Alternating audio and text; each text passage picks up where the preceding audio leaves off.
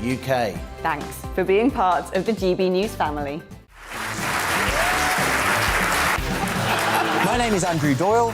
Join me every Sunday evening at 7 p.m. for Free Speech Nation. This is a show where we address current affairs and news stories of the week with the help of two wonderful comedian panellists. I brought in comics because I want to give it a lighter edge, and also they work for less. See you there.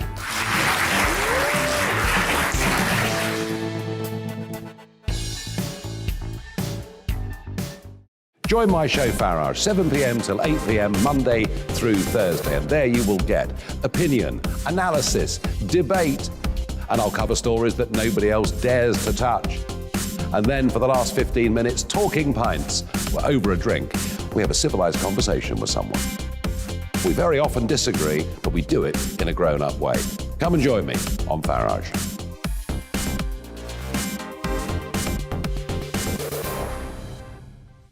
I'm Colin Brazier. I've reported from more than 70 countries around the world, covered wars from Afghanistan to Iraq, from Lebanon to the Balkans. I'm trying to bring that experience, that feel for events, to the studio. And something else. I'm ready to give an opinion. Today's stories with a spark. Brazier from 8 p.m. weekdays on GB News.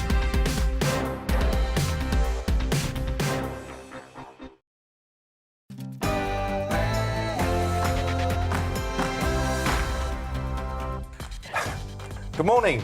It's 6 o'clock. It's Wednesday, the 8th of December. This is the Great British Breakfast with Simon McCoy and Rosie Wright. Here's what we're discussing today. Storm Barra hit the UK yesterday and it's continuing to cause chaos this morning. Our reporters are going to be giving us an insight into some of the worst hit areas in the north of England and the Scottish Highlands. A video has emerged of former Downing Street Press Secretary Allegra Stratton joking about the alleged Christmas lockdown parties in Number 10. So this morning we're asking, when she laughs, is she laughing at you? In another blow to Whitehall's handling of the Afghan evacuation, the Foreign Office chief has confessed to staying on holiday for 11 days after the Taliban seized control of Kabul. Are our civil servants allergic to hard work? 1 year on from the first vaccine being administered in the UK, we'll look at how the booster rollout is going. And finally, we'll bring you updates across the morning of the first Ashes Test match in Brisbane between England and Australia. That's all to come here on the Great British Breakfast.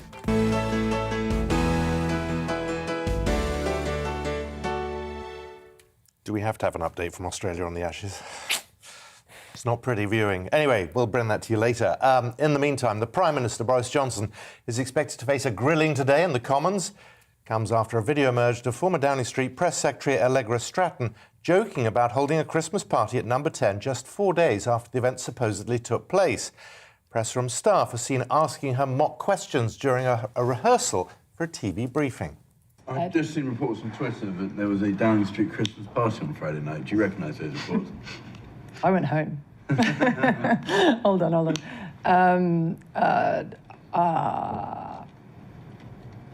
Would the Prime Minister condone having a Christmas party? What's the answer? I don't know. It wasn't a party, it was cheese and wine. Just be clear, it's not. Is cheese and wine all right? No. It was a business meeting. I'm joking. This is recorded. His fictional party was a business meeting. And it was not socially distanced. GB Views at gbnews.uk. If you've got a view, you may not have been able to hold hand of your dying mother or father or visit friends in hospital or indeed see family at the time that was going on or not going on, still according to Downing Street, but do let us know your views on that.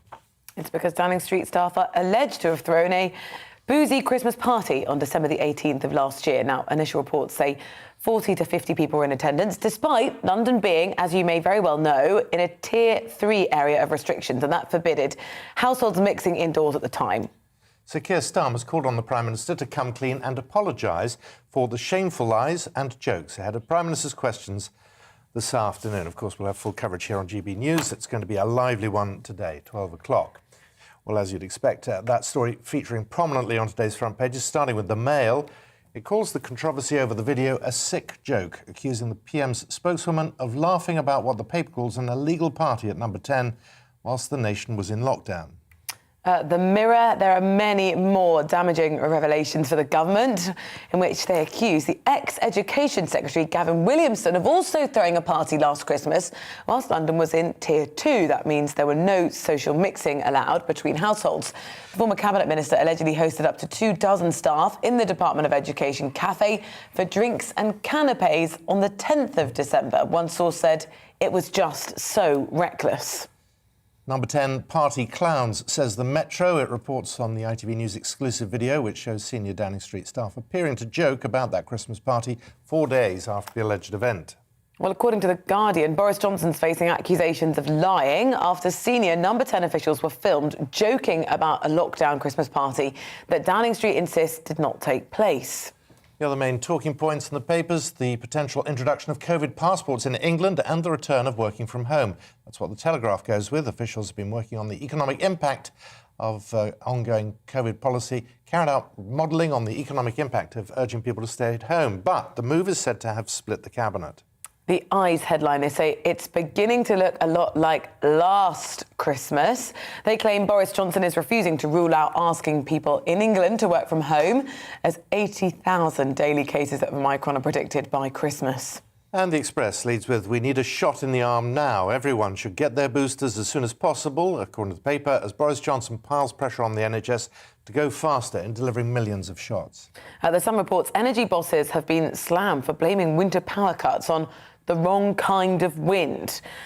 They told MPs they were caught out when a different wind direction caused trees to take out power lines. Up to 150,000 households were without heating or electricity when Storm Irwin hit nearly 2 weeks ago. The FT reports on the tense situation unfolding in Europe. Their headline, US urges Berlin to block Russian gas line in the event of a Ukraine strike.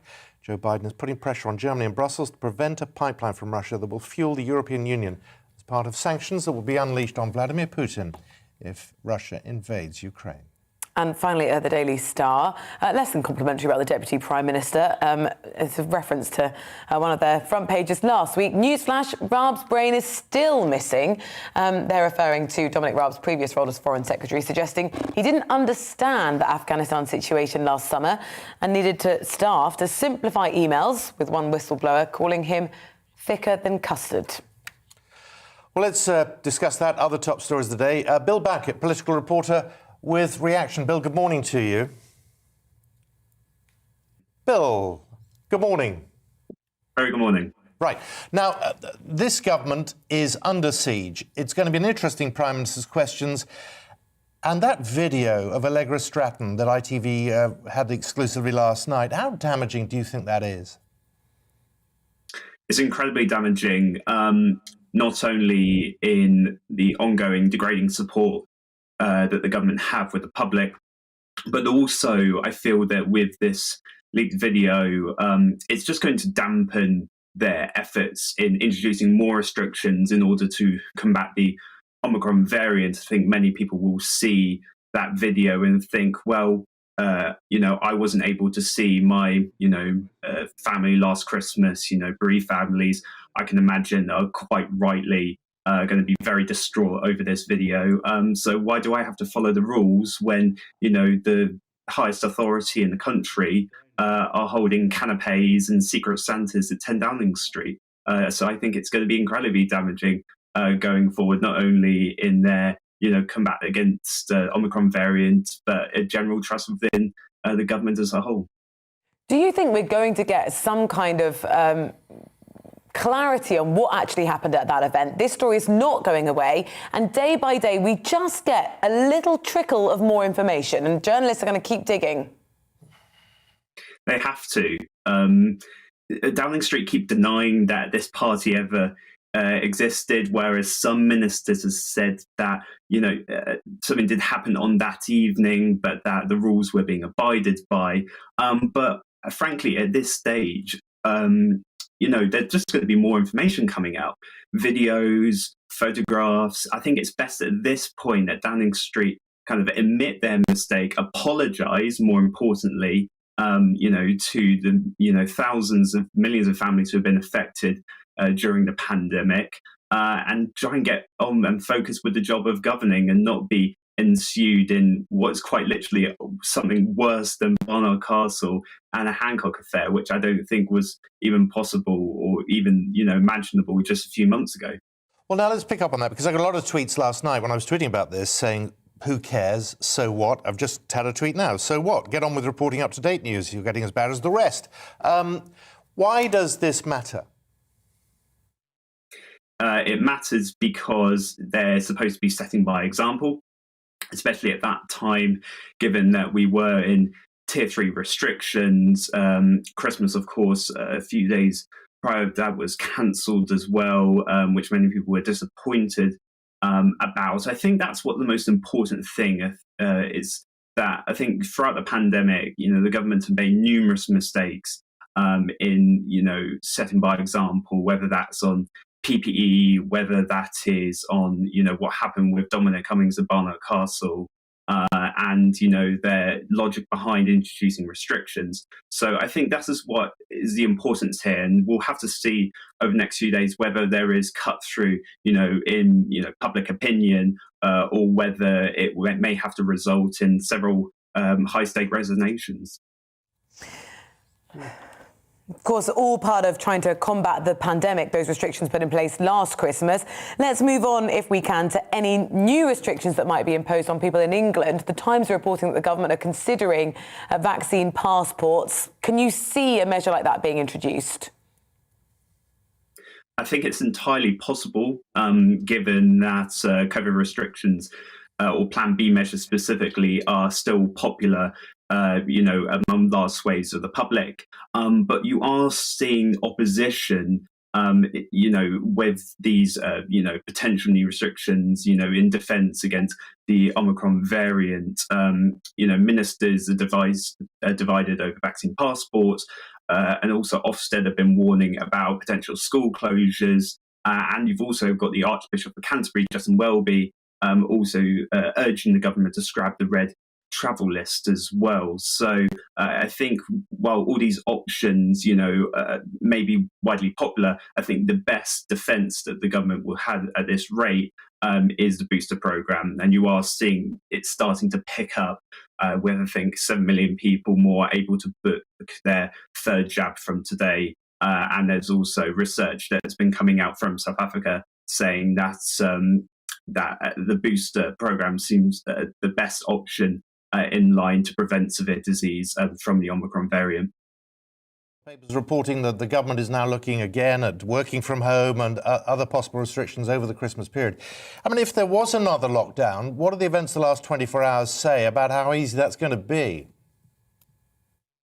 I think that's obviously there will be massive difficulty in that, in trying to persuade, many members of the public to do something like that. But I think that they would get on board, but only if the evidence, proves and justifies it. I mean, we're still understanding more about this variant. I mean, there's new research saying that, that Omicron, does evade immunity better than other variants, but we still don't know enough information about its immune escape, either through prior infection or the vaccine. And there's still no reported deaths as well, at least in the UK. So I think that's the most important thing. I think we can take that particular story with, a level of exaggeration, but ultimately, if the data proves that there needs to be new restrictions in place, then so be it. Let's cast our mind back to the summer, if we can, and August and that evacuation from Afghanistan. The Foreign Office chief, Sir Philip Barton, has admitted now that he came back from holiday 11 days after the peak of the crisis. What is going on in that office? It seems that they were just inept, actually, to act quickly or put the hard work in. Honestly, I can't really say what happened in that office, but just from what we saw from Raphael Marshall's testimony yesterday that was published by the Foreign Affairs Select Committee before this hearing, it seemed like there was just utter chaos.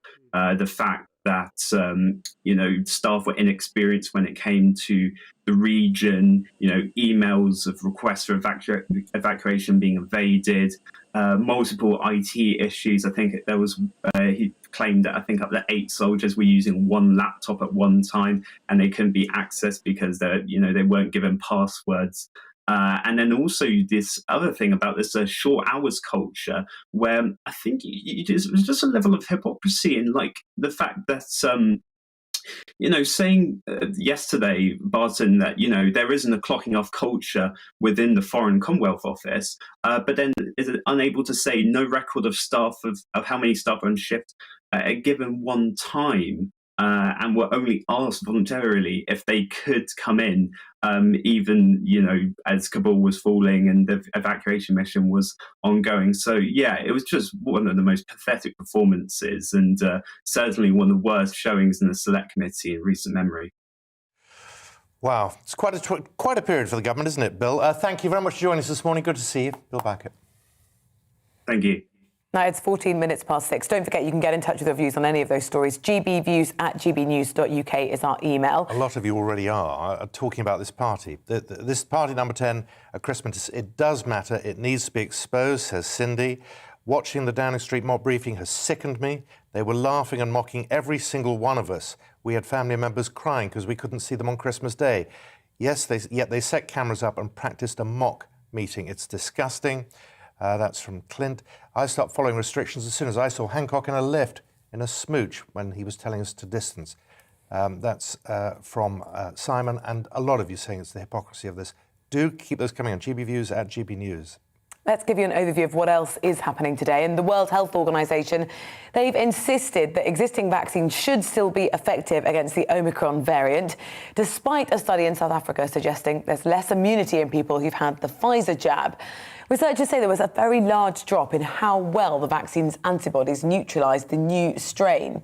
But Dr. Mike Ryan from the WHO maintains there are no signs Omicron is better at evading vaccines than any other variant, and early data suggests it's less severe than the Delta strain. People aged 40 and over in England can now book their own booster jabs 3 months after their second, rather than wait to be contacted by the NHS. The latest expansion means another 7 million people are now eligible for a third dose of the vaccine. NHS Chief Executive Amanda Pritchard said the vaccine rollout was continuing at speed in the run-up to Christmas. President Joe Biden has warned Vladimir Putin a Russian invasion of Ukraine will lead to severe economic sanctions of the country. The two leaders took part in a 2-hour video summit as Russian troops continue to gather on the Ukrainian border. Well, President Biden warned he wouldn't hesitate to impose significant and severe harm on the Russian economy if they go ahead with an invasion in the new year. Officials in the Foreign Office faced a second day of allegations over their handling of the Afghanistan crisis. The head of the diplomatic service, Sir Philip Barton, was forced to admit he didn't return from his summer holiday for 11 days after the Taliban had seized control of the country. He was one of 3 permanent undersecretaries from the Home Office, the Foreign Office and the Ministry of Defence who were on holiday at the time of the Taliban takeover. Liverpool made it 6 wins out of 6 as they completed their Champions League group stage campaign with a 2-1 victory against AC Milan. It's the first time a Premier League side has won every group game in Europe's top competition.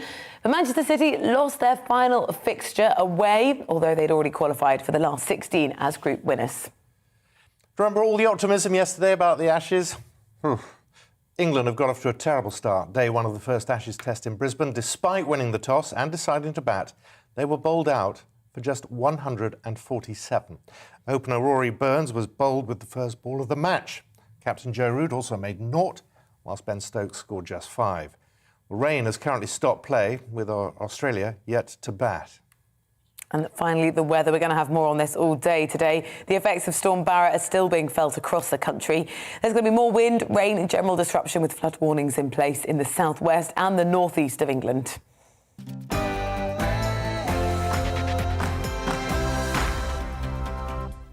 Well, we mentioned Storm Barrett there, and we can expect a second day of weather-related issues, of course. Train services have been disrupted, buildings have been damaged and trees felled, with one couple from Cumbria taken to hospital after being hit by a tree.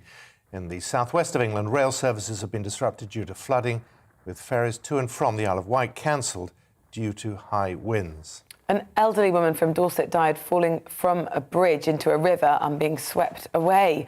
Hundreds of homes across the northeast have lost electricity supply only 11 days after Storm Irwin plunged the region into darkness. Now, army personnel have been deployed to support people without power. Our northeast of England reporter Rachel Sweeney is live for us in County Durham this morning. Rachel, how is it this morning there? Well, I'm happy to say it's actually quite mild this morning. I was expecting loads of snow and loads of trees across the roads, but it's actually been quite mild. The worst of Storm Barra is over. We had winds of between 40 and 60 miles an hour that did cause some disruption on the roads, but people were very prepared. It's just hard to take comfort in that when 360 people are still without power from Storm Irwin. We had 240,000 people without power. Some are still on, sorry, I'm so cold. Some are now on day 12 without power. But the community is really pulling together. People have opened the doors to hotels. They're helping their neighbours, taking hot water to people who don't have any. And behind me here is the Methodist Church in Concert, which is one of 5 welfare hubs that Northern Power Grid has set up where people can go and get hot food and water. Northern Power Grid have said, though, that Barra might hinder the response that they're still working on for Storm Irwin. So hopefully people, well, the 360 without power will have that on very soon. They've also said financial support is available at the welfare centres. The £700 cap on compensation has now been lifted. We heard from Deanna Davison, the Bishop Auckland MP. She was in Parliament and she was putting pressure on the government to push the electric companies to make sure that these people get compensation before Christmas. The Prime Minister called it grossly unacceptable, totally unacceptable. Hot food and drinks are available in Concert, Great Bavingdon, Long Witton, Belford and Woolwich at the Northern Power Grid welfare hubs. They have said that generators are available. People are questioning on social media why these generators haven't been dished out already. Some people are on day 12, but the response to the Storm Irwin is being looked into by Ofgem, which launched an urgent review into its response. So we'll wait and see what happens. But for now, people are trying to stay as warm as they can, looking after each other and making sure that people are very aware of these welfare hubs. Rachel, thank you ever so much. Really good to know you're at least warm this morning. Our reporter there live from County Durham. Well, come on, we're going to find out what's going on. We'll speak to a weather expert about whether this storm will continue to grow in parts of the country. That's after this.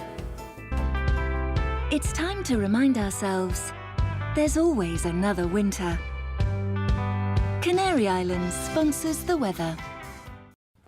Hello, a very good morning to you. The weather stays unsettled today in the wake of Storm Barra. There'll be further rain or showers as well as gusty winds and in some places still the risk of gale force winds. Because Barra is still with us, but it is now a filling area of low pressure, so the isobars will gradually start to become less tightly packed and the rain or showers become less, well, widespread, but still the potential for some strong winds rotating around the centre of the low, which will be across southern Scotland during the rest of today, and showers continuously feeding into many areas, particularly northeast Scotland, Northern Ireland, western parts of England, as well as Wales. The strongest winds today are expected across parts of South Wales and southwest England, with gales here, 65-mile-per-hour gusts for exposed coastal spots. So still the risk of disruption from that, and it's going to feel cold with those showers moving through in many places and the gusty wind as well. The potential for snow over the hills of northern England and Scotland, but not on the scale as yesterday. Through the night, the showers continue in many spots. The winds do come down, so less breezy overnight. And in some places, with clear skies and slightly lighter winds, temperatures will dip close to freezing, so a chilly start for the likes of central and western Scotland, central parts of England, for example, where we get some shelter from the breeze. But a bright start in these places, actually a better chance tomorrow of some sunshine coming through, particularly western Scotland, northwest England into the Midlands and eventually eastern parts of England as well. Some sunshine early on as well for Wales and western parts of England as well as Northern Ireland, but later the cloud thickens. We'll see further showery rain push in here. But all in all, the winds are lighter tomorrow and it's going to feel a little less unpleasant because it's going to be less unsettled. Into Friday, the outbreaks of rain that move in from the west cross the country, followed by showers. There'll be some sunshine in between, but by Saturday, further wind, rain and cloud. Canary Islands sponsors the weather.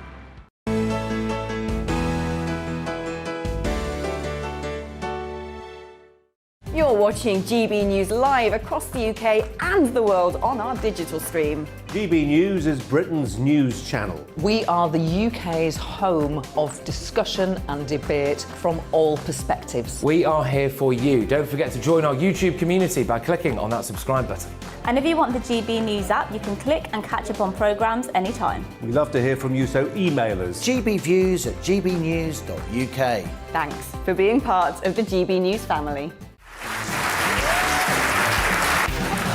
My name is Andrew Doyle. Join me every Sunday evening at 7 p.m. for Free Speech Nation. This is a show where we address current affairs and news stories of the week with the help of two wonderful comedian panellists. I brought in comics because I want to give it a lighter edge, and also they work for less. See you there.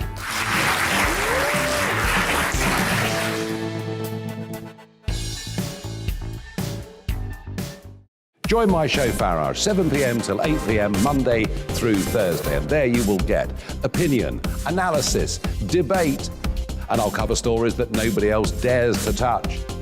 And then for the last 15 minutes, talking pints. We're over a drink. We have a civilised conversation with someone. We very often disagree, but we do it in a grown-up way. Come and join me on Farage.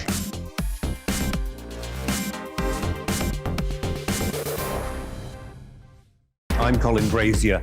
I've reported from more than 70 countries around the world, covered wars from Afghanistan to Iraq, from Lebanon to the Balkans. I'm trying to bring that experience, that feel for events, to the studio. And something else, I'm ready to give an opinion. Today's stories with a spark. Brazier from 8 p.m. weekdays on GB News.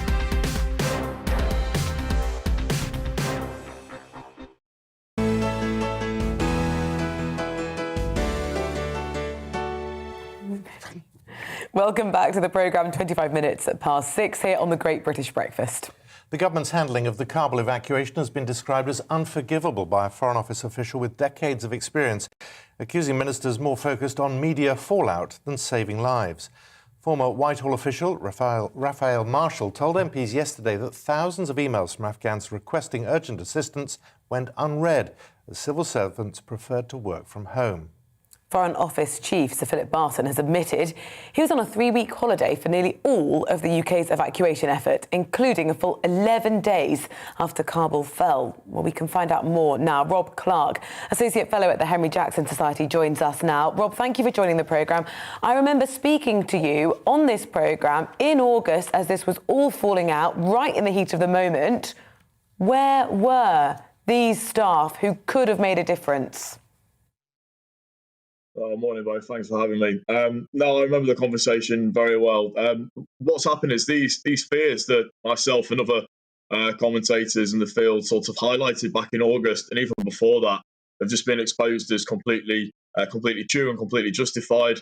That we had back in August.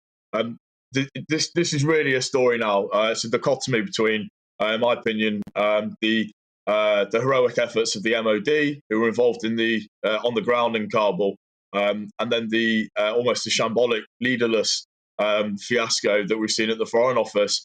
Again, this isn't the rank and file. This isn't the civil service as a systemic sort of failing. It's really the lack of leadership at the FCDO, and it's absolutely no coincidence that Dominic Raab was moved on to the Justice Secretary position only a few days after. I think he's denied this as categorically untrue, but it's no coincidence. And I've got to be perfectly honest, it's absolutely shameful. I had friends in Kabul who were involved in the evacuation. I've still got friends in Afghanistan. The people who were there on the ground, they were working literally around the clock. Some of them weren't sleeping for 3 or 4 days at a time, literally. And then we have this FCDO work practice where they're working from home. The civil service are working from home. They were encouraged to work no more than 8 hours a day. They were encouraged not to work evenings or weekends to maintain that work-life balance. And it's like the MOD were maintaining no such work-life balance. The military were maintaining no work-life balance. And unfortunately, that's quite usual for the military. We see them being drafted in to these crisis situations all the time, and that will continue to do so. because they're much more expendable. You can work the military much harder than you can the civil service or the FCDO officials. And this is what I mean. It's this dichotomy between the two departments, unfortunately. Yeah, that phrase "lions led by donkeys," and we saw quite a few donkeys on view yesterday, didn't we? We certainly did. I mean, it was an absolute. I mean, it was an absolute catalogue of breathless inadequacy. One of the biggest things that struck me that was particularly so strange. It's like the FCDO just did not learn their lessons from. So when the British went into Helmand province in southern Afghanistan in 2005 for the first time, the FCO back then they didn't have one single Pashtun speaker, which is the dominant language of Afghanistan. And then on the crisis team this summer, the FCDO desk that was handling the Afghan evacuation, again, they had not one person speaking Pashto or even Dari for that matter, the second language. All the telephone calls were made in English. And it's like, even I speak fluent Pashto. There are plenty of Pashto speakers and Dari speakers, and they didn't even think to draft in any interpreters or people, British people with their own language experience. And it's so short-sighted, it's so negligent, and the book has to stop with Dominic Raab. Like I say, fortunately, he was swiftly moved on, but it just showed, and I have to say it just shows that he was the wrong man for the Foreign Secretary position. In the event of a crisis, which you have to obviously aim off for in that position, you're going to be dealing with many. He just buckled, and he just wasn't the right person. Well, just to give the defence of Dominic Raab that he made yesterday, he said, I do think that not enough recognition has been given to quite how difficult it was. It seems as though the team back here, no one had any experience or knowledge of the type of situation they were trying to solve. This is what I mean. It's a lack of leadership from the top down. In terms of the team themselves that were dealing with the evacuation of Kabul, if this evidence is true, which is a caveat one must add in, but if it is true, then yeah, the entire team had no prior working experience in Afghanistan, no language experience. People very clearly were buckling under pressure, and it's like I say, it's this dichotomy between the branch within the FCDO and then the MOD. The military consistently step up to the plate. We had young soldiers who had never been on exercise or overseas operations before, stepping up to the plate, working around the clock, and yet we have these FCDO officials who are working 8 hours. I mean, the idea, even in my work now, the idea of an 8-hour day is laughable. I think for a lot of people, 8 hours just, we're all aware of flexible working conditions and working from home. But in the reality, during a crisis situation, you have to suspend those normalities. And the fact that they didn't, is just absolutely shameless. Rob, it's good to see you. Thank you very much for joining us this morning, Rob Clark.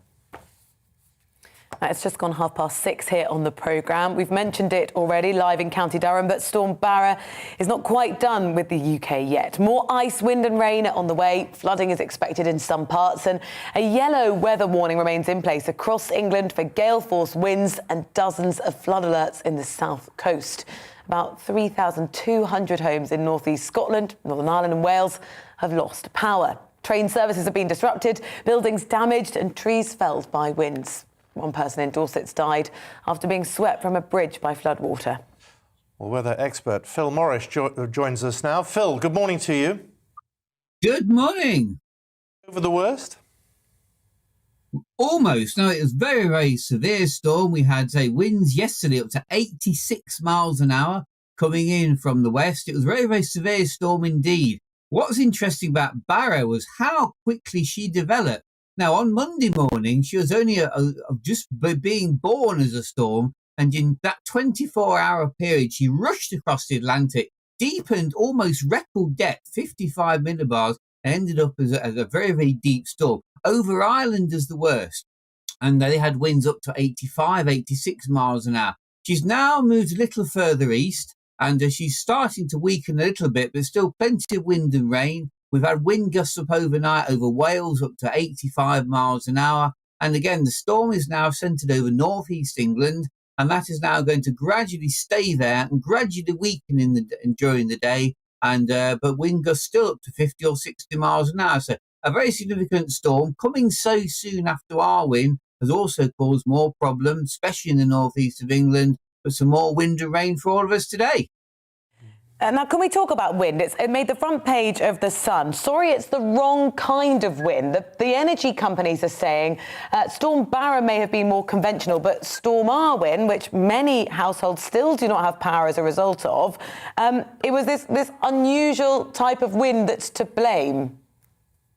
It was. And what happened in Irwin, it was a low pressure that moved south over the North Sea. What actually happened is that you had really, really violent winds coming in from the northeast to an area that doesn't usually get them. So the northeast of Scotland, the northeast coast of England, gusts up to 100 miles an hour. Whereas usually, this like Barra, the storm comes into the west. Because our wind came in from the north, went down the North Sea, not unlike the 1953 storm, but the tides weren't so high, so not so many problems caused.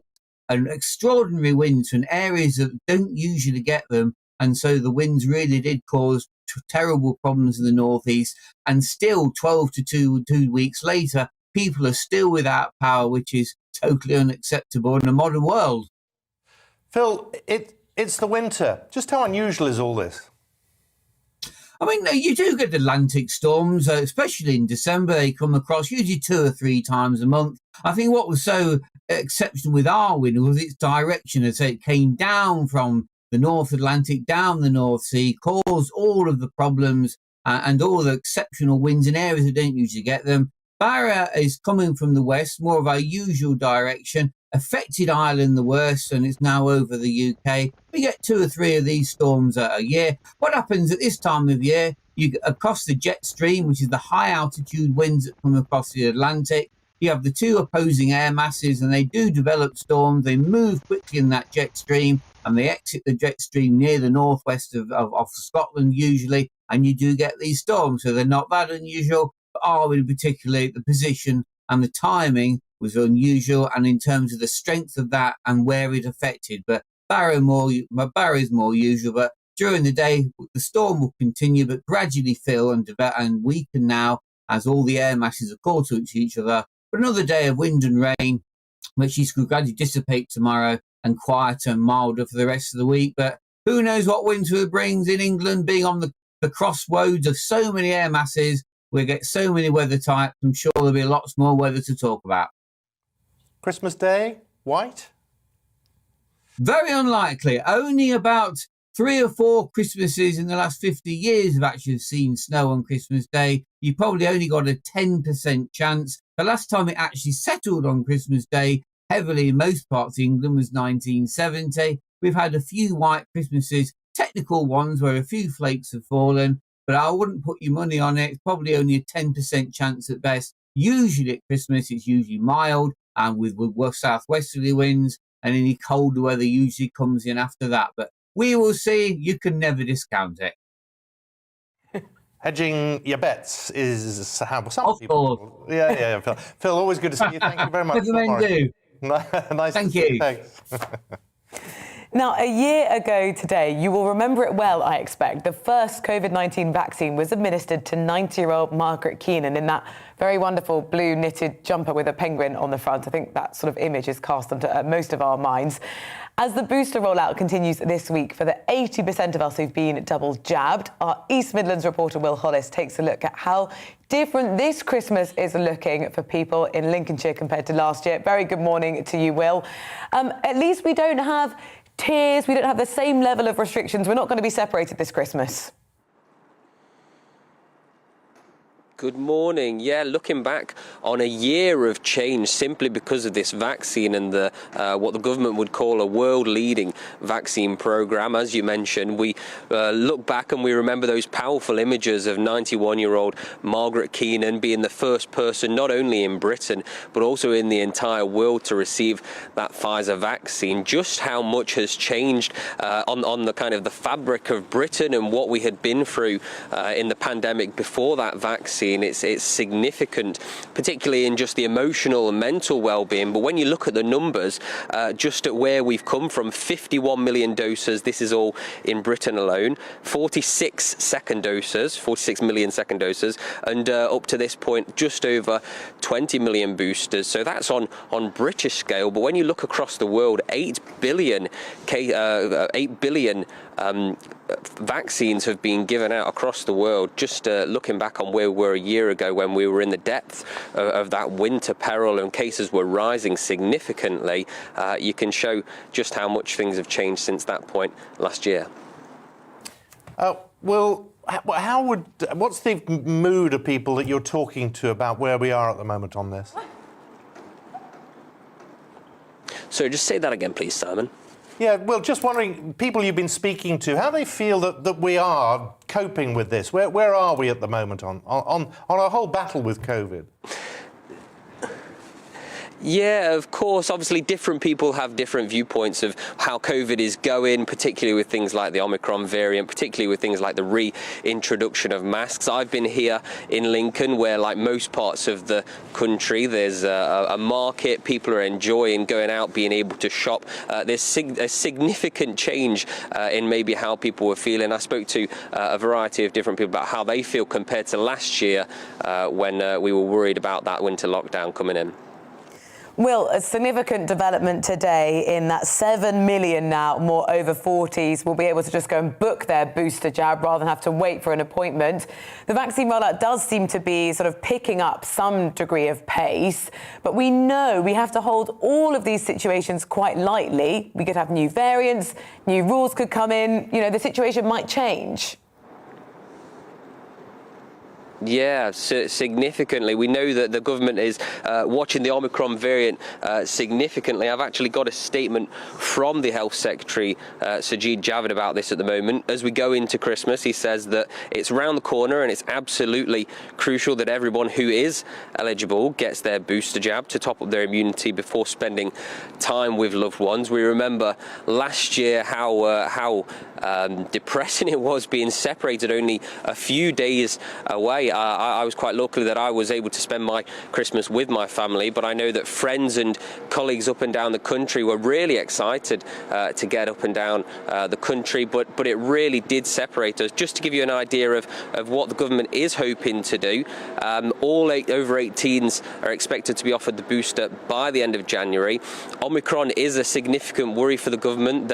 We've seen that the number 10 Downing Street has announced that they expect it is spreading more significantly, quicker than the Delta variant, which was discovered from South Africa.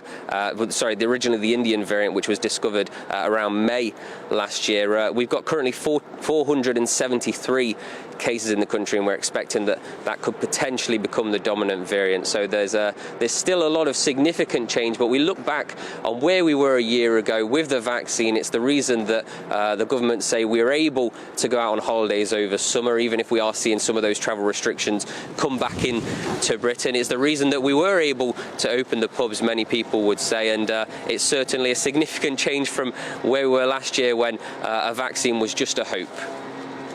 Well, Will Hollis, thank you very much. More from you later on in the morning. Now, coming up here on the programme, childhood poverty charities called baby banks. They're seeing a surge in demand this Christmas. We're looking at why after the weather.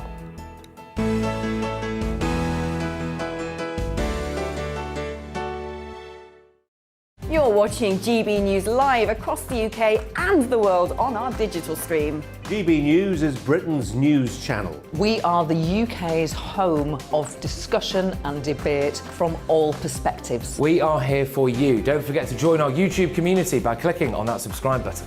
And if you want the GB News app, you can click and catch up on programmes anytime. We love to hear from you, so email us. gbviews@gbnews.uk. Thanks for being part of the GB News family. My name is Andrew Doyle. Join me every Sunday evening at 7 p.m. for Free Speech Nation. This is a show where we address current affairs and news stories of the week with the help of two wonderful comedian panellists. I brought in comics because I want to give it a lighter edge, and also they work for less. See you there.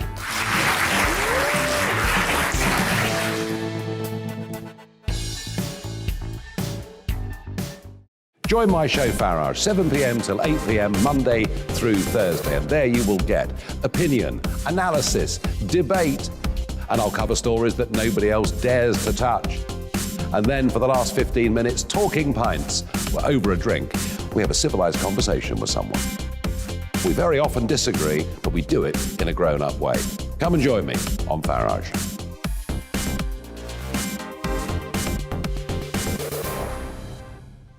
I'm Colin Brazier. I've reported from more than 70 countries around the world, covered wars from Afghanistan to Iraq, from Lebanon to the Balkans. I'm trying to bring that experience, that feel for events, to the studio.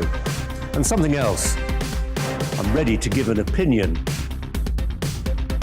Today's stories with a spark.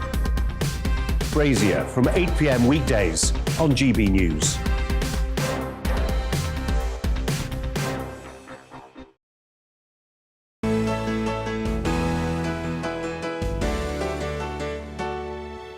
It's come up to 6:45. You're watching The Great British Breakfast with Rosie and Simon. Good morning to you. Now, 1 in 10 UK families, that's about 3 million households, are facing a cost of living crunch this winter, unable to cover even basic bills, food, heating, according to Citizens' advice. The scale, the complexity and the impact of poverty on children has been compounded by the freezing temperatures brought on by storms Irwin and Barra. Our Yorkshire reporter Anna Riley has been to a baby bank in Leeds, which is like a food bank for parents who need clothing, toys and food for their children. The charity has been struggling to keep their doors open since demand for their services has quadrupled in the last year. With winter approaching, rising living costs, cuts to benefits and job losses caused by the pandemic are a huge concern for parents. And despite the cold setting in, some families are choosing between whether to heat their homes or put food on the table. In Leeds, more than 30,000 children are living in poverty, and the charity Leeds Baby Bank, which supports families in need across the city, is fighting to keep its doors open this Christmas after seeing a huge surge in demand from cash-strapped parents. You name it, in terms of additional costs coming at families right now, they're coming in all areas. So petrol is £1.50, £1.60 a litre. Gas prices, you're seeing, gas companies going bust and gas prices through the roof. Shopping, we're seeing shopping weekly bills increasing and a reduction in support from universal credit and benefits. So it feels like every area of something that could be pressurised, the pressure's piling on for families right now. If you've got the essentials, we see you've got the foundations to help your child thrive. Now, if you haven't got those essentials, you're in a crisis position. So we're helping a number of areas of life, whether that's sleeping, well-being, nutrition, just keeping warm. Those basics that, unfortunately, families are facing crisis in the situation. Volunteers at the charity provide a lifeline through packaging basic essentials such as nappies, formula, clothes and toys for children aged from birth to 5 years old. Well, it's really sad, isn't it? I feel really emotional when you can't. These people have got nothing at all, and you have, and they really benefit from it, and they're really grateful. Yeah, well, I'm quite surprised really how many people that there are out in the Leeds area that are needing things. Yeah, you know, until you come to do this particular role, you don't know, what's going on out there. As well as the national pinch to pockets currently being felt across the UK, the increase in birth rates in Leeds has compounded child poverty in the city. It's absolutely the impact of 10 years of austerity followed by a global pandemic has meant that a huge number of children and families are living in poverty. And also in Leeds, our birth rate's rising the fastest in the areas of highest deprivation. So the ward of the 33 wards in the city, the one with the highest level of deprivation is also the one with the most children. So we've got a lot, even though Leeds is an affluent city, we have a lot of children living in poverty. It's disgraceful, really, that we need Leeds Baby Bank, but thank goodness they are there because they're an absolute lifeline for so many children and families. And the council's really proud to work with them and really proud that they're, these amazing group of people in our city that provide such fantastic services for families. Even though child poverty was on the rise before the beginning of the pandemic, its scale, complexity and impact on children is set to worsen as the cold sets in and bills continue to soar through rising inflation. It's sadly going to be a tough Christmas for many this year, with grateful people to the charities out there that continue to provide for those most in need. Anna Riley for GB News.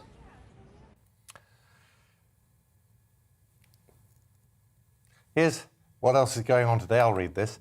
The World Health Organization insists existing vaccines should still be effective against the Omicron variant, despite a study in South Africa suggesting there is less immunity in people who've had the Pfizer jab. Researchers say there was a very large drop in how well the vaccine's antibodies neutralise the new strain. But Dr. Mike Ryan from the WHO maintains there are no signs Omicron is better at evading vaccines than any other variant, and early data suggests it is less severe than the Delta strain. Now, people aged 40 and over in England can now book their own booster jabs 3 months after their second, rather than wait to be contacted by the NHS. The latest expansion means another 7 million people are now eligible for a third dose of the vaccine. NHS Chief Executive Amanda Pritchard said the vaccine rollout was continuing at speed in the run-up to Christmas. President Joe Biden has warned Vladimir Putin a Russian invasion of Ukraine will lead to severe economic sanctions for the country. The two leaders took part in a 2-hour video summit as Russian troops continue to gather on the Ukrainian border. President Biden warned he wouldn't hesitate to impose significant and severe harm on the Russian economy if they go ahead with an invasion in the new year. Officials in the Foreign Office faced a second day of allegations over their handling of the Afghanistan crisis. The head of the diplomatic service, Sir Philip Barton, was forced to admit he didn't return from his summer holiday for 11 days after the Taliban had seized control of the country.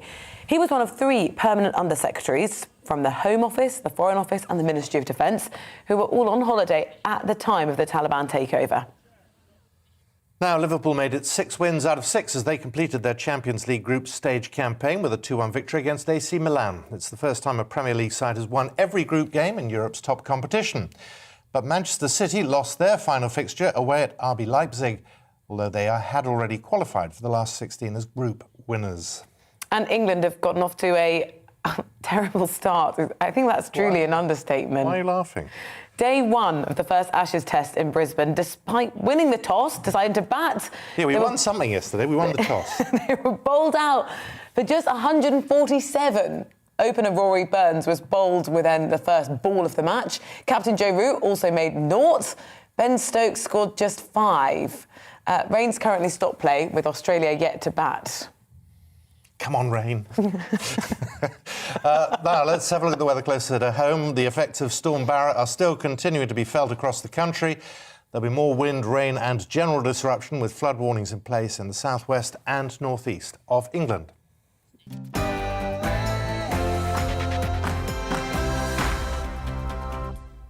It's 9 minutes to 7 now. The Australian Prime Minister, Scott Morrison, has confirmed that his country will join the United States in a diplomatic boycott of the Beijing Winter Olympics next year. He cited human rights abuses in Xinjiang against the Uyghur population as the reason for the boycott. The New Zealand government also said yesterday they would not send diplomatic representatives at a ministerial level to the Games. However, they said the reason for this is, quote, a range of factors, but mostly to do with COVID. The US's decision of a diplomatic boycott led to fury from the Chinese government, who tried to brush it off by claiming US representatives hadn't been invited anyway. A Greek financial boss has sparked debate over the correct pronunciation of the new coronavirus variant, Omicron, after being confused by a TV news anchor's attempt. Odysseus Papadimitriou couldn't understand the anchor's Omicron pronunciation for minutes before realising she was attempting to pronounce the new variant's name. It was a horrible sound, he said. He says the Greek O should be said as in or, as it is in modern Greek. He insists the variant is therefore said like Omicron. Egbert Bakker, professor of ancient Greek at Yale University, agrees with Papadimitriou.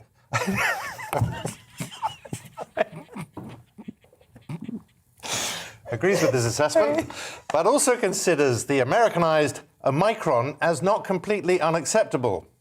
Meanwhile, an Oxford professor of classical languages... What's their name going to be? We don't have their name. Says that without a recording of ancient Greek being spoken, we cannot have one correct pronunciation of Omicron. The thing is, this has already caused a bit of an off-air argument this morning. I don't know who put this in. How do you say it? Well, I know you say Omicron.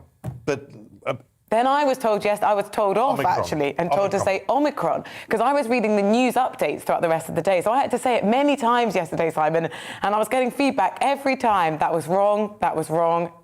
Everyone's got a hot take on it. And what was the name of the professor? I think if you have a boss whose name is Frangopoulos, you're gonna stick with it. I agree, that's right. Yeah, okay. So okay. The boss is right. Always. But if that story appears in the next 2 hours, you're going to be reading. Okay, that's fine. Right, coming up here, our Scotland reporter shows us how the Scottish Highlands is faring with Storm Barra after a weather update. It's time to remind ourselves there's always another winter. Canary Islands sponsors the weather. Hello, a very good morning to you. The weather stays unsettled today in the wake of Storm Barra. There'll be further rain or showers as well as gusty winds, and in some places still the risk of gale force winds. Because Barra is still with us, but it is now a filling area of low pressure, so the isobars will gradually start to become less tightly packed and the rain or showers become less, well, widespread, but still the potential for some strong winds rotating around the centre of the low, which will be across southern Scotland during the rest of today, and showers continuously feeding into many areas, particularly northeast Scotland, Northern Ireland, western parts of England, as well as Wales. The strongest winds today are expected across parts of South Wales and southwest England, with gales here, 65-mile-per-hour gusts for exposed coastal spots. So still the risk of disruption from that, and it's going to feel cold with those showers moving through in many places and the gusty wind as well. The potential for snow over the hills of northern England and Scotland, but not on the scale as yesterday.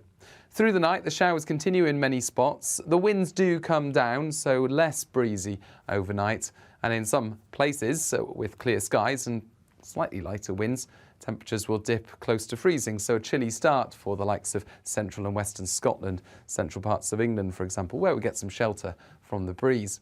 But a bright start in these places, actually a better chance tomorrow of some sunshine coming through, particularly western Scotland, northwest England into the Midlands and eventually eastern parts of England as well. Some sunshine early on as well for Wales and western parts of England as well as Northern Ireland, but later the cloud thickens. We'll see further showery rain push in here. But all in all, the winds are lighter tomorrow and it's going to feel a little less unpleasant because it's going to be less unsettled. Into Friday, the outbreaks of rain that move in from the west cross the country, followed by showers. There'll be some sunshine in between, but by Saturday, further wind, rain and cloud. Canary Islands sponsors the weather.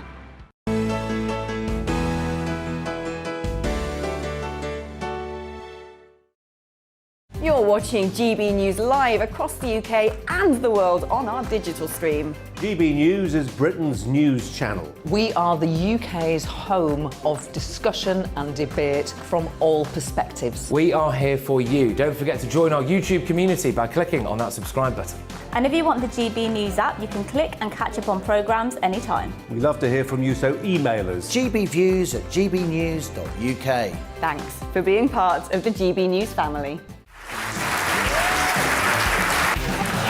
My name is Andrew Doyle. Join me every Sunday evening at 7 p.m. for Free Speech Nation.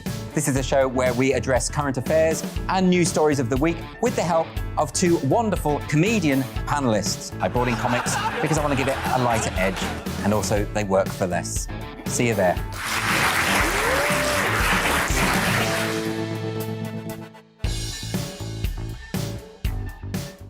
Join my show Farage, 7 p.m. till 8 p.m. Monday through Thursday, and there you will get opinion, analysis, debate, and I'll cover stories that nobody else dares to touch. And then for the last 15 minutes, talking pints. We're over a drink. We have a civilised conversation with someone. We very often disagree, but we do it in a grown-up way. Come and join me on Farage.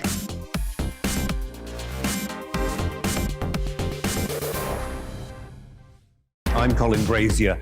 I've reported from more than 70 countries around the world, covered wars from Afghanistan to Iraq, from Lebanon to the Balkans. I'm trying to bring that experience, that feel for events, to the studio.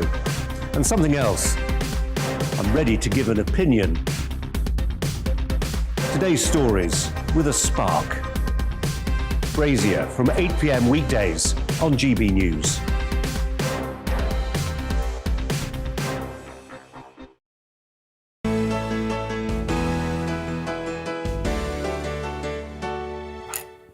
Welcome back to the programme. Now, Scotland really has been battered by wind and snow as Storm Barra made landfall yesterday.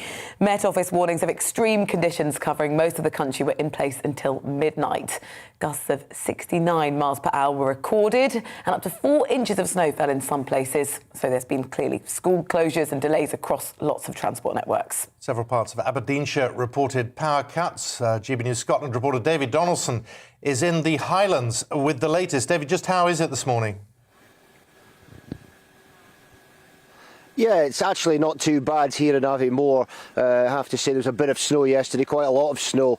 The Cairngorms ski centre just up the road from here had to shut its gates because of the sheer amount of snow that it had, but you'd expect that because it's high up. But it's, as you say, it's Aberdeenshire that's really been hit the most. The 17-mile-an-hour winds causing power cuts. 1,700 homes at one point had lost power. Energy networks say that that's down to 600, but there has been more reports of power cuts overnight. So still a lot of problems in that area, and of course on the back of Storm Irwin, people just getting back to normal and now without power again, so that certainly caused problems. A lot of the bridges have got restrictions in place. That's no real surprise given the winds that we've seen, 70-mile-an-hour winds, so a lot of the bridges, the Erskine Bridge, the Kincardine Bridge, and obviously the Forth Road Bridge as well, and the Skye and Donnoch bridges further north have got restrictions in place, so that's not a huge shock as people try to go about their business.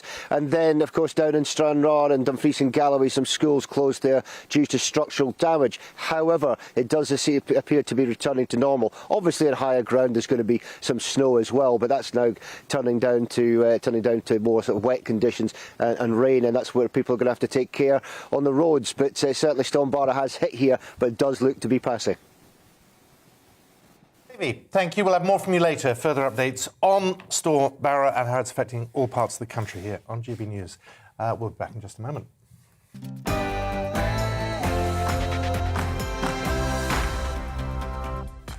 A very good morning to you. It's 7 o'clock on Wednesday, the 8th of December. This is the Great British Breakfast with Simon McCoy and Rosie Wright. Here's what we're discussing today. Storm Barra hit the UK yesterday and is continuing into this morning. Our reporters are going to be giving us an insight into some of the worst hit areas in the north of England and the Scottish Highlands. Now, a video has emerged of the former Downing Street press secretary, Allegra Stratton, joking about the alleged Christmas lockdown party in number 10. This morning we ask, when she laughs, is she laughing at you? In another blow to Whitehall's handling of the Afghan evacuation, the Foreign Office chief has confessed to staying on holiday for 11 days after the Taliban seized control of Kabul. So, are our civil servants perhaps a little allergic to hard work? 1 year from the first vaccine being administered in the UK, we're looking at how the booster rollout is doing. Finally, we're going to bring you updates across the morning of the first Ashes first test. It's in Brisbane, it's between England and Australia, and it's not gone well. It's not going well. Anyway, we'll try and cheer you up with other stuff, but not with that.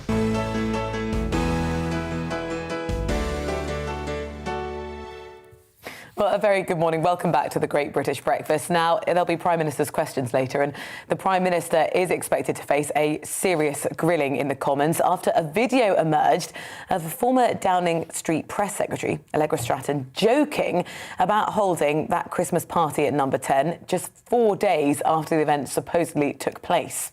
Press room staff are seen asking her mock questions during a rehearsal for a TV briefing. I've just seen reports on Twitter that there was a Downing Street Christmas party on Friday night. Do you recognise those reports? I went home. Hold on.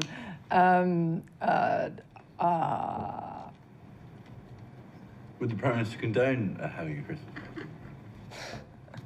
What's the answer? I don't know. It wasn't a party, it was cheese and wine. Just be clear, it's not.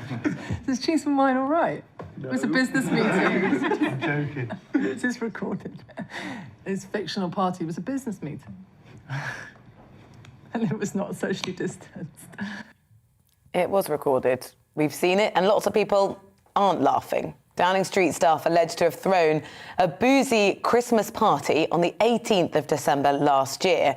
Now, the information about this is limited. Initial reports say 40 to 50 people were in attendance, despite London being in Tier 3 restrictions, and that meant households couldn't mix indoors at the time. Well, Sir Keir Starmer has called on the Prime Minister to come clean and apologise for the shameful lies and jokes ahead of Prime Minister's questions this afternoon. As you'd expect, this story features prominently on today's front pages. Let's have a quick look at them. The Mail calls the controversy over the video a sick joke, accusing the Prime Minister's spokeswoman of laughing, we saw her laughing, about what the paper calls that illegal party at number 10, whilst the nation was in lockdown.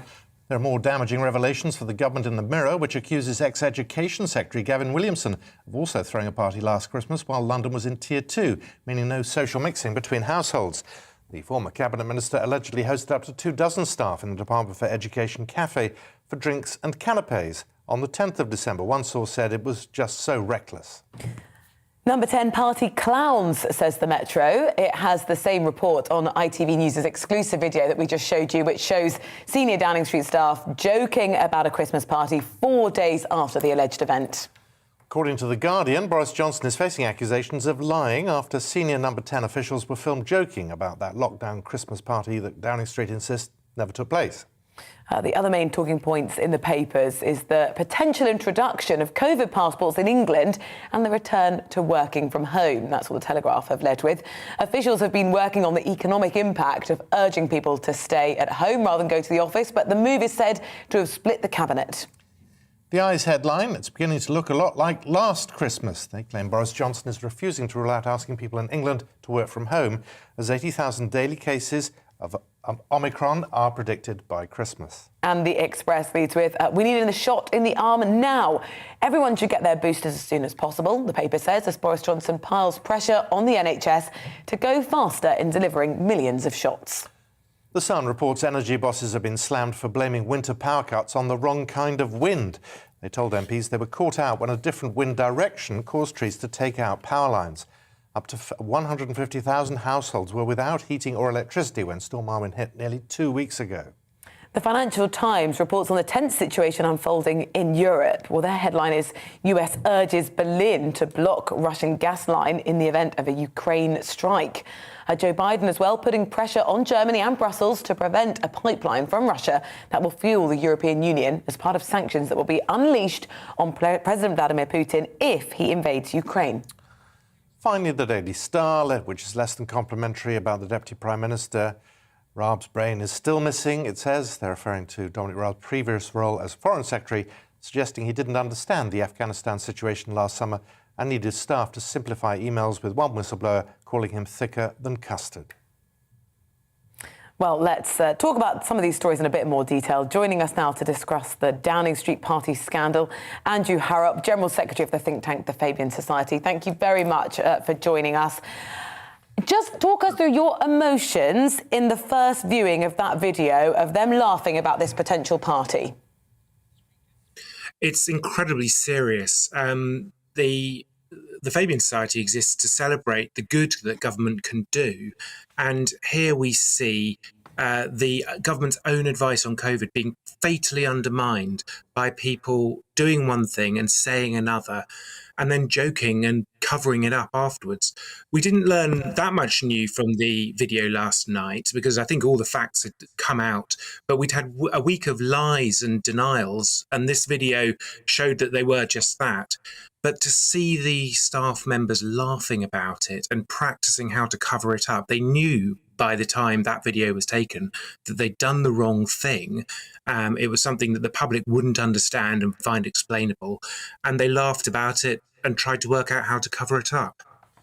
Yeah, let's talk about the timing of all this. A lot of people messaging saying, why are we going on about this a year on? Does it really matter? And weren't there journalists present as well? There is a sense of a cover-up here. I think there are questions to answer about who in the media knew about this and didn't think it was a story. The reason the timing matters is, of course, partly because it's a year later. We're thinking about Christmas and sharing it with our loved ones now. Think about how many of us made a sacrifice last Christmas or last, November, early December, not seeing people we wanted to. Some people didn't see loved ones who then went on to die over the winter period because of the sacrifices they made that Boris Johnson and the people around him didn't make, who saw the rules as being, not for them, but for everyone else. I think it just fatally undermines the authority of government when it talks to us about COVID restrictions. And of course, that really matters now because of the Omicron variant. It may be, as we've just heard in the news, that more restrictions need to be introduced. And the government's ability and authority to talk to us with integrity and honesty about changes in our lives we may need to make is really, really harmed by this incident. Later on today, in Prime Minister's questions, they've got an opportunity to set the record straight, apologise. What do you want to hear from him? I think the question that will be put to the Prime Minister in the questions later is what he personally knew, whether he participated in any of these parties, whether he authorised them, and whether he was involved in the lies and cover-up that we've heard about, both at the time and in the last week. I think there are very serious questions for him to answer, not so much from the opposition, from Keir Starmer, but from his own backbenchers and MPs. I think they need to think, is this the man who has the integrity and honesty that we want to lead our party and, sort of represent the values of the Conservative Party? But Andrew, the relationship between the Prime Minister and the truth has been the subject of speculation before. Is there a sense that this video, for some reason, has a cut-through that other stories have not? I think it does have a cut through, partly because it's video and it's in that press conference room that was never used. The laughing, I think, matters. The seeing in the flesh, members of staff tried to make a cover up to the media matters. But it's really just part of a chain of events. I don't think a single lie is going to change how people view Mr. Johnson, but I think it's all part of a drip, drip, drip that people see that he's not a man of integrity. And, for a long time, the Conservative Party has known that and seen him as a vote winner and been prepared to put up with it. But sooner or later, I think that time will come when people will say he's not the man to lead the country. Let's talk about another potential cause of disquiet amongst the cabinet today. Front page of the Times is this idea that there could be vaccine passports introduced in England. Do you think we might see a measure like that come into force? Well, I'm not a public health expert, but from reading the papers over the last few days, it does seem that Omicron is a very serious threat, that its transmissibility is much higher than Delta, and sensible measures will potentially need to be taken. That could include working from home. It might mean that we need to demonstrate that we've been vaccinated if there's not a good reason not to be. It's worked in other European countries. Let's hear what the experts and the doctors say about what we need to do to keep ourselves and our loved ones safe this winter. OK, I mean, if you were a betting man, what would you put on someone perhaps having lost their job by the end of the day somewhere in Downing Street? Well, I think it's possible we might see a sort of a sacrificial, sort of fairly junior person lose their job, but that's sort of beside the point. I mean, that would just sort of, if you like, reinforce this sense that, other people always take the fall for Mr. Johnson. I don't think we'll see anyone senior with real authority leave. And, that's really the question. So if a junior member of Mr. Johnson's political staff goes, perhaps one of those people laughing in that video, yeah, I mean, that will be sad for them, but would it actually change fundamentally what's happening in Downing Street or how people see this government? Andrew, it's always good to see you. Thank you very much for your time this morning, Andrew Harrop. Pleasure. Now it's 11 minutes past 7. A yellow weather warning remains in place across England for gale-force winds and rain caused by Storm Barra. Train services have been disrupted, buildings damaged, trees felled. One couple from Cumbria taken to hospital after being hit by a tree. In the southwest of England, rail services have been disrupted due to flooding, and ferries to and from the Isle of Wight have been cancelled because of high winds. And tragically, an elderly woman from Dorset died falling from a bridge into a river after being swept away by water. Well, hundreds of homes across the northeast have lost electricity supplies only 11 days after Storm Irwin plunged the region into darkness. Army personnel have been deployed to support people without power. Well, let's go to our northeast of England reporter Rachel Sweeney, who's live for us in County Durham. This morning, there was warning of this. I'm just wondering how things are the morning after. Well, we had winds of between 40 and 60 miles per hour. We're being told to stay away from coastal areas because apparently the waves are going to get extremely big. A lot of people walk their dogs down there, so definitely don't do that this morning. It's exceptionally cold, Simon. It is so cold. And we also have flood warnings in place. We're expecting rain, and with rain obviously comes ice. So the driving conditions will also be extremely difficult.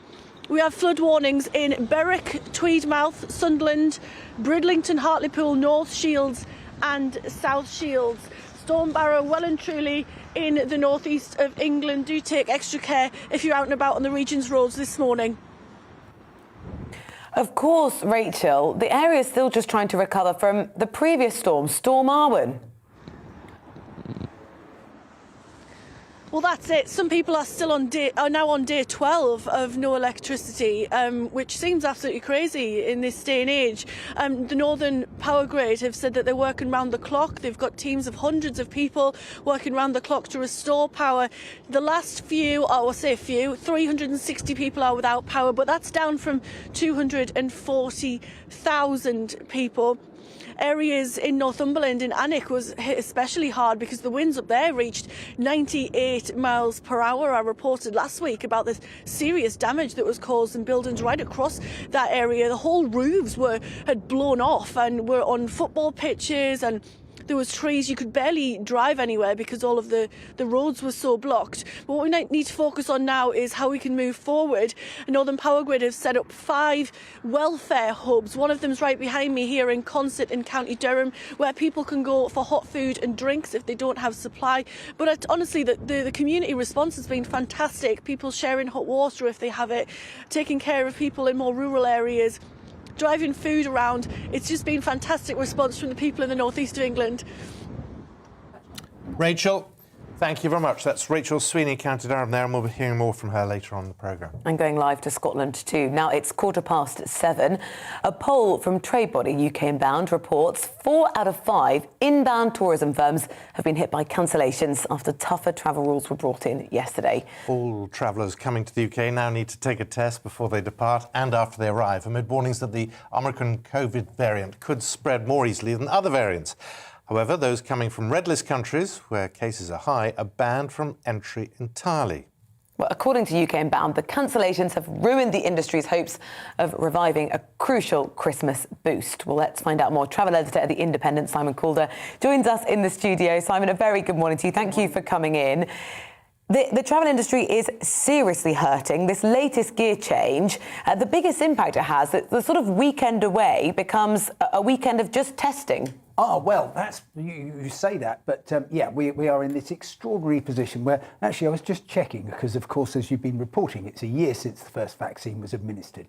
I came back this day a year ago from a lovely stay in Gibraltar. No testing, no quarantine in either direction. I've now had 2 jabs and a booster, and yet when I come back into the UK, I have to have a test before I leave, a test when I arrive, and then I have to self-isolate. This is absolutely calculated to destroy the inbound tourism industry, which has been done pretty effectively. I mean, in the summer, peak months, July and August, the UK had 14% of last year's, and absolutely nothing that has happened will change that. The UK looks the least likely place that anybody would want to go on holiday at the moment. And to make things worse, we've even said, oh, yeah, we don't actually trust your ID cards, so you can't come in with them, which means 300 million European citizens are now excluded because they've got ID cards but not passports. So pretty gloomy. And on top of that,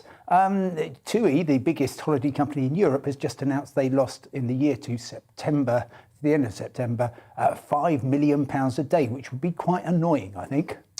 A bit harsh to say it was calculated to destroy the inbound.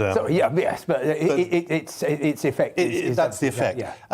Just talk about the ID cards for a second. I mean, is this a Brexit thing? Oh, absolutely. Right. Yeah. So this was going to happen anyway. Yeah. I mean, the concerns were 15 years ago, absolute real concerns about how easy it was to forge, for example, Italian ID cards. Now, Actually, in the past 15 years, Europe has strengthened the security of ID cards, so they're now just as robust as a passport. But because it was a Brexit promise, it was carried out, and therefore, I mean, I'm talking to businesses who just say the entire inbound schools tourism business has been moved. People are going. If you're a foreign student, you want to go to an English-speaking country, you will go to Ireland or Malta. You certainly won't come to the UK. Let's talk about these travel rules then. We really have to remember as well that often it's not about going on holiday, it's about seeing family, friends that you haven't seen for months. We get a review on the 20th of this month. What might change? All sorts of things might change. I mean, we might even get a review tomorrow where we find that there's more or fewer countries on the red list. It's the 3-weekly announcement, which sometimes appears, sometimes doesn't, from Grant Shapps, the Transport Secretary. So, I mean, you've been talking about Omicron, whatever you want to call it, and what it means. Now, the government says we're just in a temporary fire break, and we've got to bring these rules in, which include hotel quarantine from South Africa and 10 other African countries. And clearly the travel industry wants that removed. It's causing immense emotional stress as well as economic cost. But the new testing rules, you were mentioning, a short break away. Well, actually, a 3-day trip becomes a really appealing thing because you can actually test before you leave the UK. So if you want to go on Friday to Paris for the weekend, you have your test, you hop on the train to Paris. That test will get you into France. It will also get you back into the UK. You've then got to take a PCR test and self-isolate, but you've removed some of the cost and complexity. Whereas if you go for 4 days, you're going to have another test to come back into the UK. And you might wonder, hang on, what's the value of a test that I take before I leave the UK to come back into the UK? Well, I don't make the rules, I merely report them. Yeah, the thing about the 20th, the review on the 20th, it's going to be too late, isn't it? Well, because everybody's got to plan their Christmas, and they tend to do it before the 20th of December. Yes, I mean, we were originally told, 10 days ago that the review was going to be on the 18th, so that's giving people a week before Christmas. Then that's been moved to the 20th. There was even a Tory MP who was sort of hinting that it might be after Christmas. But whatever it is, people are already making plans. I am just hearing nothing but concern. And look, a couple of days ago, Liam Hannigan on GBNews was told by the boss of ABTA, the Travel Association, who himself has a travel agency, that on Monday, the first day that these new restrictions were kind of properly recognised, he would normally expect 40 bookings. He got 0. People just coming in saying, can I cancel? Can you explain these rules to me again? And absolutely, it's not calculated to destroy the travel industry, but the effect is most definitely that. For those people who are putting up with the hassle of going on holiday for Christmas, talk us through the complexities of getting that day 2 PCR test when you get back, because lots of people are reporting, well, I got mine to wait for me at home, but it hasn't turned up to sort of day 5 or day 6. What's the best advice if you want to get out of that time period as quick as possible? Best advice is probably to ignore me, because I came back from Florida on Saturday morning. It's a tough thing, but somebody has to do it. I went straight to the testing centre at the airport where they promised me 36 to 48 hours you'll be out. Of course, it was longer than 48 hours. They just said, oh, logistical problems, too much demand. And I paid 55 quid for that. What I should have done was pay about twice that. And there are testing companies that will get you out maybe in 7 or 8 hours. But it's all very, very uncertain. And I mean, for me, it doesn't matter because I spend my entire life on holiday pretending to work. But people who've got important family commitments, important work commitments, simply having to self-isolate and with no clear idea when you're going to be able to be released back into the community is extremely stressful. Let's just look at the facts about travel, because you can understand why any company involved in travel is going to say, look, it's here. The new variant is in the country, so it doesn't matter how many people are coming into the country. And yet, the other argument is, yes, but it is still sensible to have people who may or may not have the virus prevented from getting into a steel tube because they're going to be exposed. Now, what are the facts? Because all I hear is, oh, the HEPA filters in planes are amazing. What is the fact on that? Well, the fact is that actually airports present the biggest problem. Airports? Because you have got an awful lot of people crowded. Once you get onto an aeroplane, yes, you've got pretty good air conditioning. They say, oh, it's as good as an operating theatre. I'm not sure about that. But yeah, if effectively everybody's getting on, and a lot of people will be shouting at the television right now and saying, get that idiot off, not you, me. Oh, no, they've been saying that about me for the last 2 hours, Simon. You're joining the group. So I think the airline experience is reasonable once you're on board. But honestly, I see the crowds. Even at the testing centre I went to at Heathrow on Saturday morning, it was like the United Nations. It was a huge party of almost Downing Street proportions, and people just sort of milling around. So that is where you get the problems, and that is what I think is putting an awful lot of people off and alarming a lot of people too. Just really quickly, you travel a lot. Do you feel anxious, uncertain, or do you have confidence when you're in those queues and getting on planes? Oh, look, I just take my chances, get my jabs, hope for the best, act responsibly, wear my mask, do all the stuff that is required of me, and hope for the best. But as always with travel, prepare for the worst too.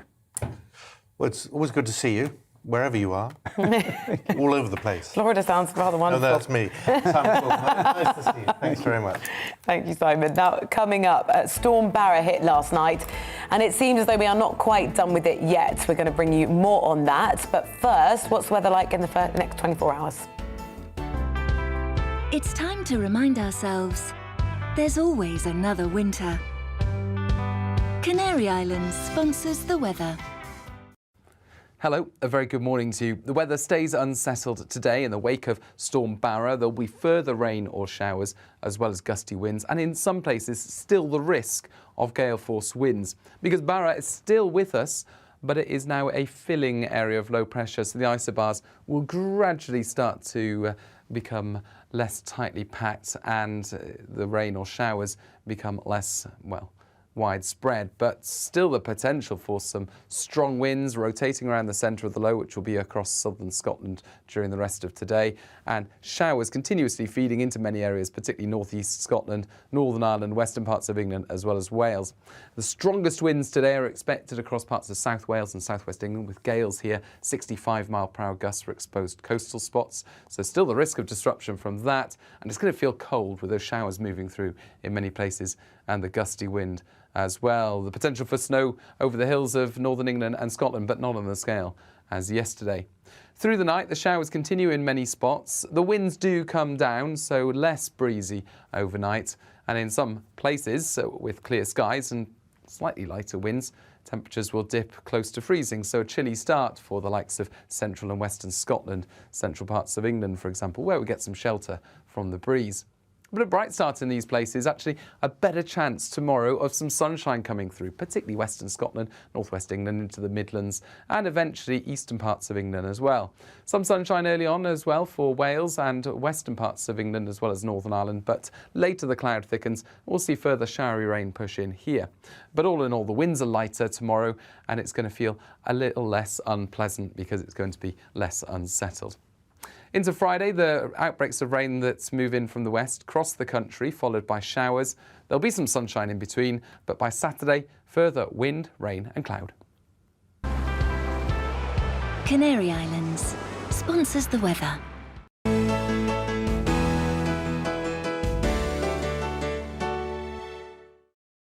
You're watching GB News live across the UK and the world on our digital stream. GB News is Britain's news channel. We are the UK's home of discussion and debate from all perspectives. We are here for you. Don't forget to join our YouTube community by clicking on that subscribe button.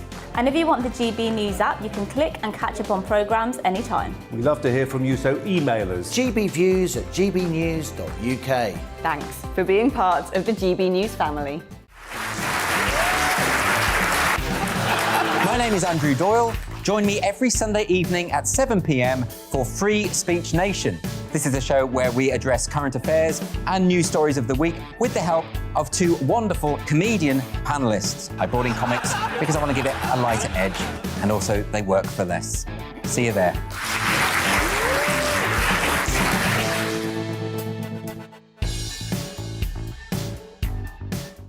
Join my show Farage, 7 p.m. till 8 p.m. Monday through Thursday, and there you will get opinion, analysis, debate, and I'll cover stories that nobody else dares to touch. And then for the last 15 minutes, talking pints. We're over a drink. We have a civilised conversation with someone. We very often disagree, but we do it in a grown-up way. Come and join me on Farage.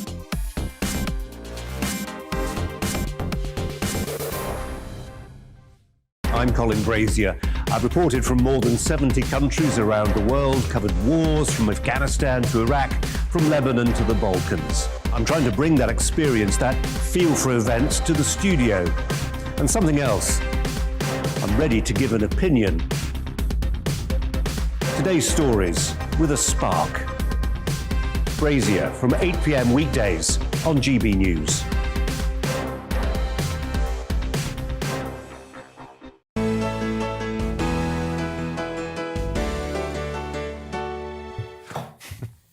Hello and welcome back. You're watching The Great British Breakfast. It's coming up to 7:30. Rosie Wright, Simon McCoy.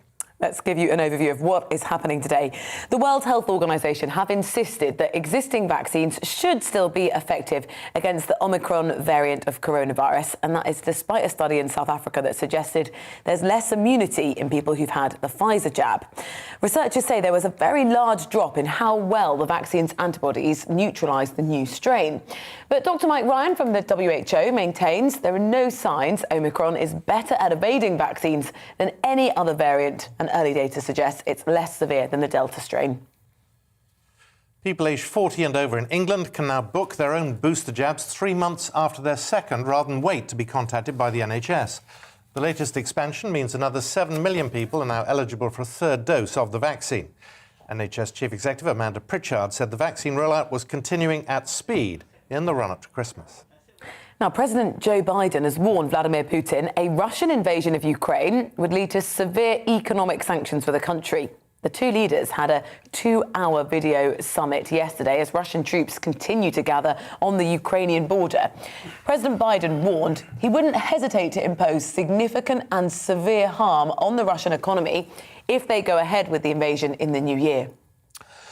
Officials in the Foreign Office faced a second day of allegations over their handling of the Afghanistan crisis. The head of the diplomatic service, Sir Philip Barton, was forced to admit he didn't return from his summer holidays for 11 days after the Taliban had seized control of the country.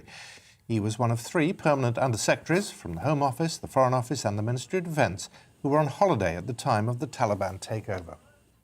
Now, Liverpool made it 6 wins out of 6 as they completed their Champions League group stage campaign with a 2-1 victory against AC Milan. It is the first time a Premier League side has won every group game in Europe's top competition. But Manchester City lost their fixture at RB Leipzig, although they'd already qualified for the last 16 as group winners. England have got off to a terrible start on day 1 of the first Ashes test in Brisbane. Despite winning the toss and deciding to bat, they were bowled out for just 147. Opener Rory Burns was bowled with the first ball of the match. Didn't get much better after that. Captain Joe Root also made 0, while Ben Stokes scored just 5. Luckily for the tourists, rain brought an end to the day's play before Australia had the chance to bat. There was a lot of groaning in the newsroom from producers watching before we came on air. It was pretty abysmal. They hate getting up in the mornings, don't they, those producers? Yeah. Let's quickly look at the weather. They don't want to be here. They shouldn't be. The effects of Storm Barra are still being felt across the country. We're going to talk about this in a bit more detail. There'll be more wind, rain and general disruption with flood warnings in place for the southwest and the northeast of England.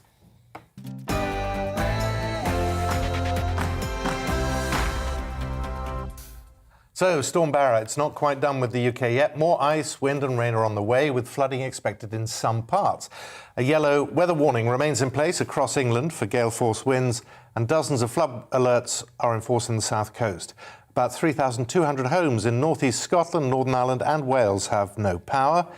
Train services have been disrupted, buildings damaged and trees felled by the winds. Now, one person in Dorset died after being swept from a bridge by floodwater, so there has been some tragedy. Let's find out more. Senior meteorologist at the British Weather Services, Jim Dale, is with us now. Jim, a very good morning to you. Are we over the worst of it? Sorry, I didn't catch that. Say again. Are we over the worst of this storm? I think we are. It's not quite over. The low pressure centre, Storm Barrow, is still there over southern Scotland, northern England as a filling feature. So what that means is that bit by bit the winds will start to relent. It's still going to be windy today along that western strip, particularly the southwest and Wales. So the legacy's still there. And when you get a shower today, if you do get a shower, then it could well be blustery with hail, thunder, that type of thing. So not quite out of it, but on the way for sure. Why, we're in winter, we get storms, but after Storm Irwin, this has been particularly problematic because it's rather different from Storm Irwin. Yeah, it's kind of a little bit of a legacy here going on because we went through the autumn and it was very sedate, very quiet. Nothing really happened. And really, October, November are normally our wettest months and sometimes our windiest months. It never happened this time around, with the exception of Irwin turning up right at the death. And in this case, it's a case of making up for all of that. I'm a big believer as a meteorologist for 30-odd years that Mother Nature has the capacity to balance things out over time. So I think both Irwin and Barrow were kind of overdue, if that makes sense. So it's like waiting for a bus and to arrive at once, and maybe 3 or 4 by the time we get to the end of this season. We've had different conversations this week we probably weren't expecting about the type of wind that hit the UK. What happened in Storm Irwin? Some of the power companies are blaming the type of wind that the country experienced for why it's been so difficult to reconnect people back to their supplies. Yeah, it's a little bit of a weird one. I'm not sure.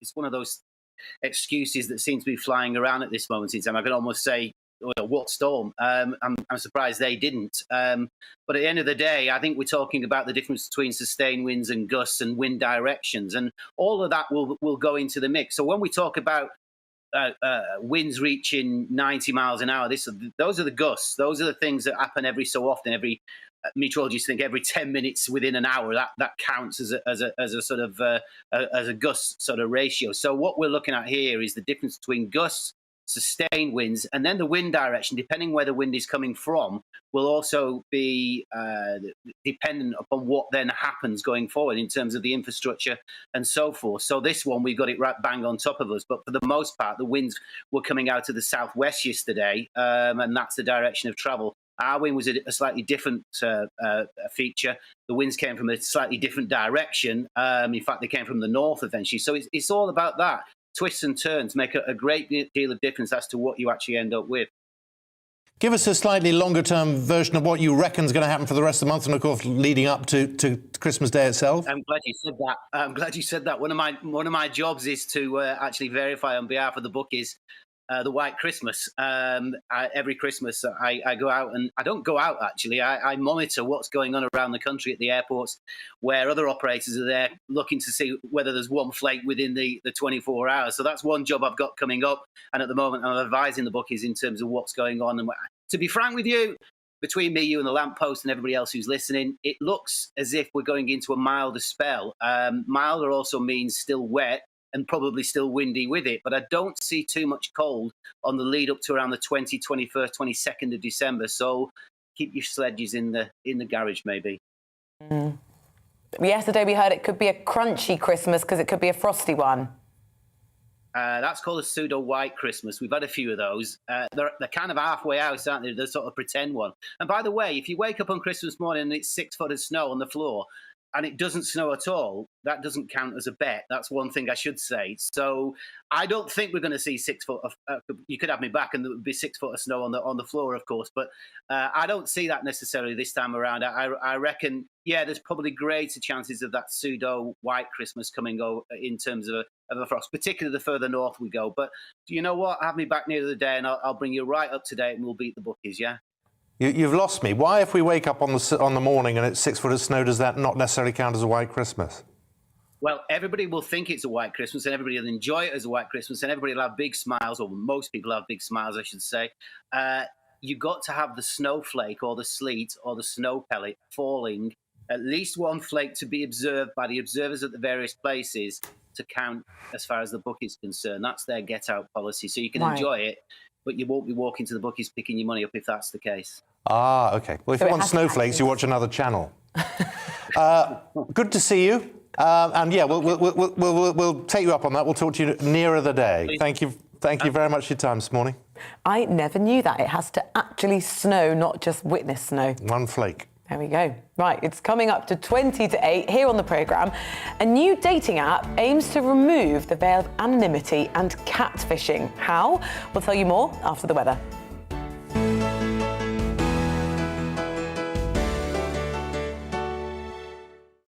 You're watching GB News live across the UK and the world on our digital stream. GB News is Britain's news channel. We are the UK's home of discussion and debate from all perspectives. We are here for you. Don't forget to join our YouTube community by clicking on that subscribe button.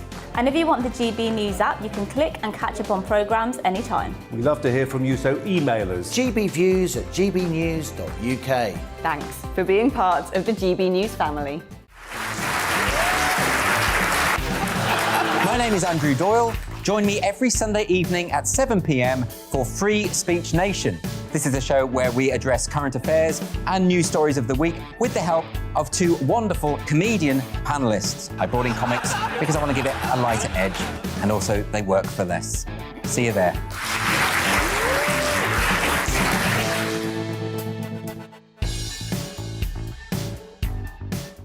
Join my show Farage, 7 p.m. till 8 p.m. Monday through Thursday, and there you will get opinion, analysis, debate, and I'll cover stories that nobody else dares to touch. And then for the last 15 minutes, talking pints. We're over a drink. We have a civilised conversation with someone. We very often disagree, but we do it in a grown-up way. Come and join me on Farage.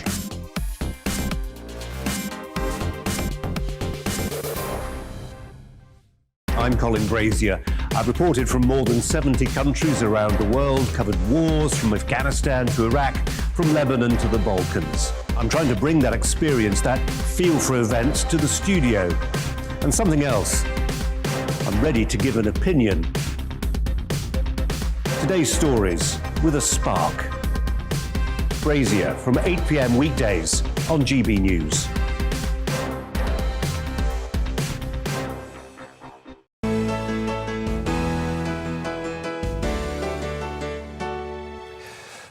It's at 20 to 8 here on the Great British Breakfast. Now, a year ago today, the first COVID-19 vaccine was administered to 90-year-old Margaret Keenan.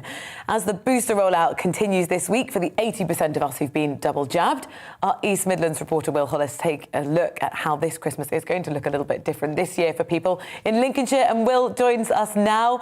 Will, a very good morning to you. At this point, at least, it seems like we're going to be able to celebrate Christmas with our friends, with our family. Yes, completely. What a difference a year can make. It was this point last year that, as you say, Margaret Keenan, the 91-year-old grandmother from Coventry, received the first vaccine not only here in Britain, but it was the first of many millions to be given around the world. Just to give you an idea of where we're at now compared to 12 months ago, 51 million first doses, 46 million second doses, and that big number that everybody's talking about at the moment, 20 million or so, maybe a few more booster doses. We remember at that point last year we had the tiered system. Certain people in certain parts of the country were able to go down to their pub. Most people were banned from doing so. We had the rule of 6, all of these different kinds of things, and it was the vaccine, the government and medical experts would certainly say, is the thing that changed that. At this point last year, we hadn't gone into that winter lockdown, the one that spanned all of those months until about May, when we did April, when we did start to see the first of the restrictions lifting. Hospitalizations significantly lower than at this point in the pandemic last year, and as I said, medical experts would certainly point towards the vaccine as being the reason for that. What is the sense of optimism, if you like? Here we are worrying about a new variant. How would you assess the mood of people you've been talking to about this? Yes, so a year ago, the only real measures that the government had to slow down the spread of COVID at this time was lockdowns. It was restricting people from seeing each other. Now the vaccine is firmly a part of British lifestyle. It's firmly a part of British culture. We know that most people have chosen to get a vaccine. Most people would encourage people to get a vaccine, while there is still some people that the government would like to tempt. Here in places like Lincoln, and other places around the country, we know that there's things like Christmas markets, the shops are buzzing, the high streets have got plenty of people. And the reason that a lot of them are out and a lot of them are confident, based on the conversations that I were having yesterday, is because of the progress that's been made and because of the vaccine that they had put into their arms. I've had my booster and I've had COVID, so I feel confident going in. You know, if we get it again, we won't get it as badly as we had it before, so yeah. And life has to go on. We just cancelled our plans to go abroad, only because we don't want to be worrying the whole time we're away as to how we're going to get back again and is it going to cost us a lot of money. I just had my booster a few weeks ago, and in comparison with last year, I feel much more hopeful, more confident, less anxious and less fearful. Omicron doesn't really bother me. I don't think it's going to be as bad as what people are making out. I think it's just another variant, which we always get variants of different diseases anyway. I am concerned that more variants will come along. I'm hoping, like everybody else, that this new one, Omicron, will actually, although it's pretty prolific, it's not likely to be too hazardous, I hope. But who knows? Well, I have motor neuron disease, and I think because I'm slightly vulnerable, it's very important. You know, I want to make myself prepared. I think people need to be sensible. I know there's people out there that are worried by it. I know people who haven't had the vaccinations, but I think at the end of the day, you've got to be sensible.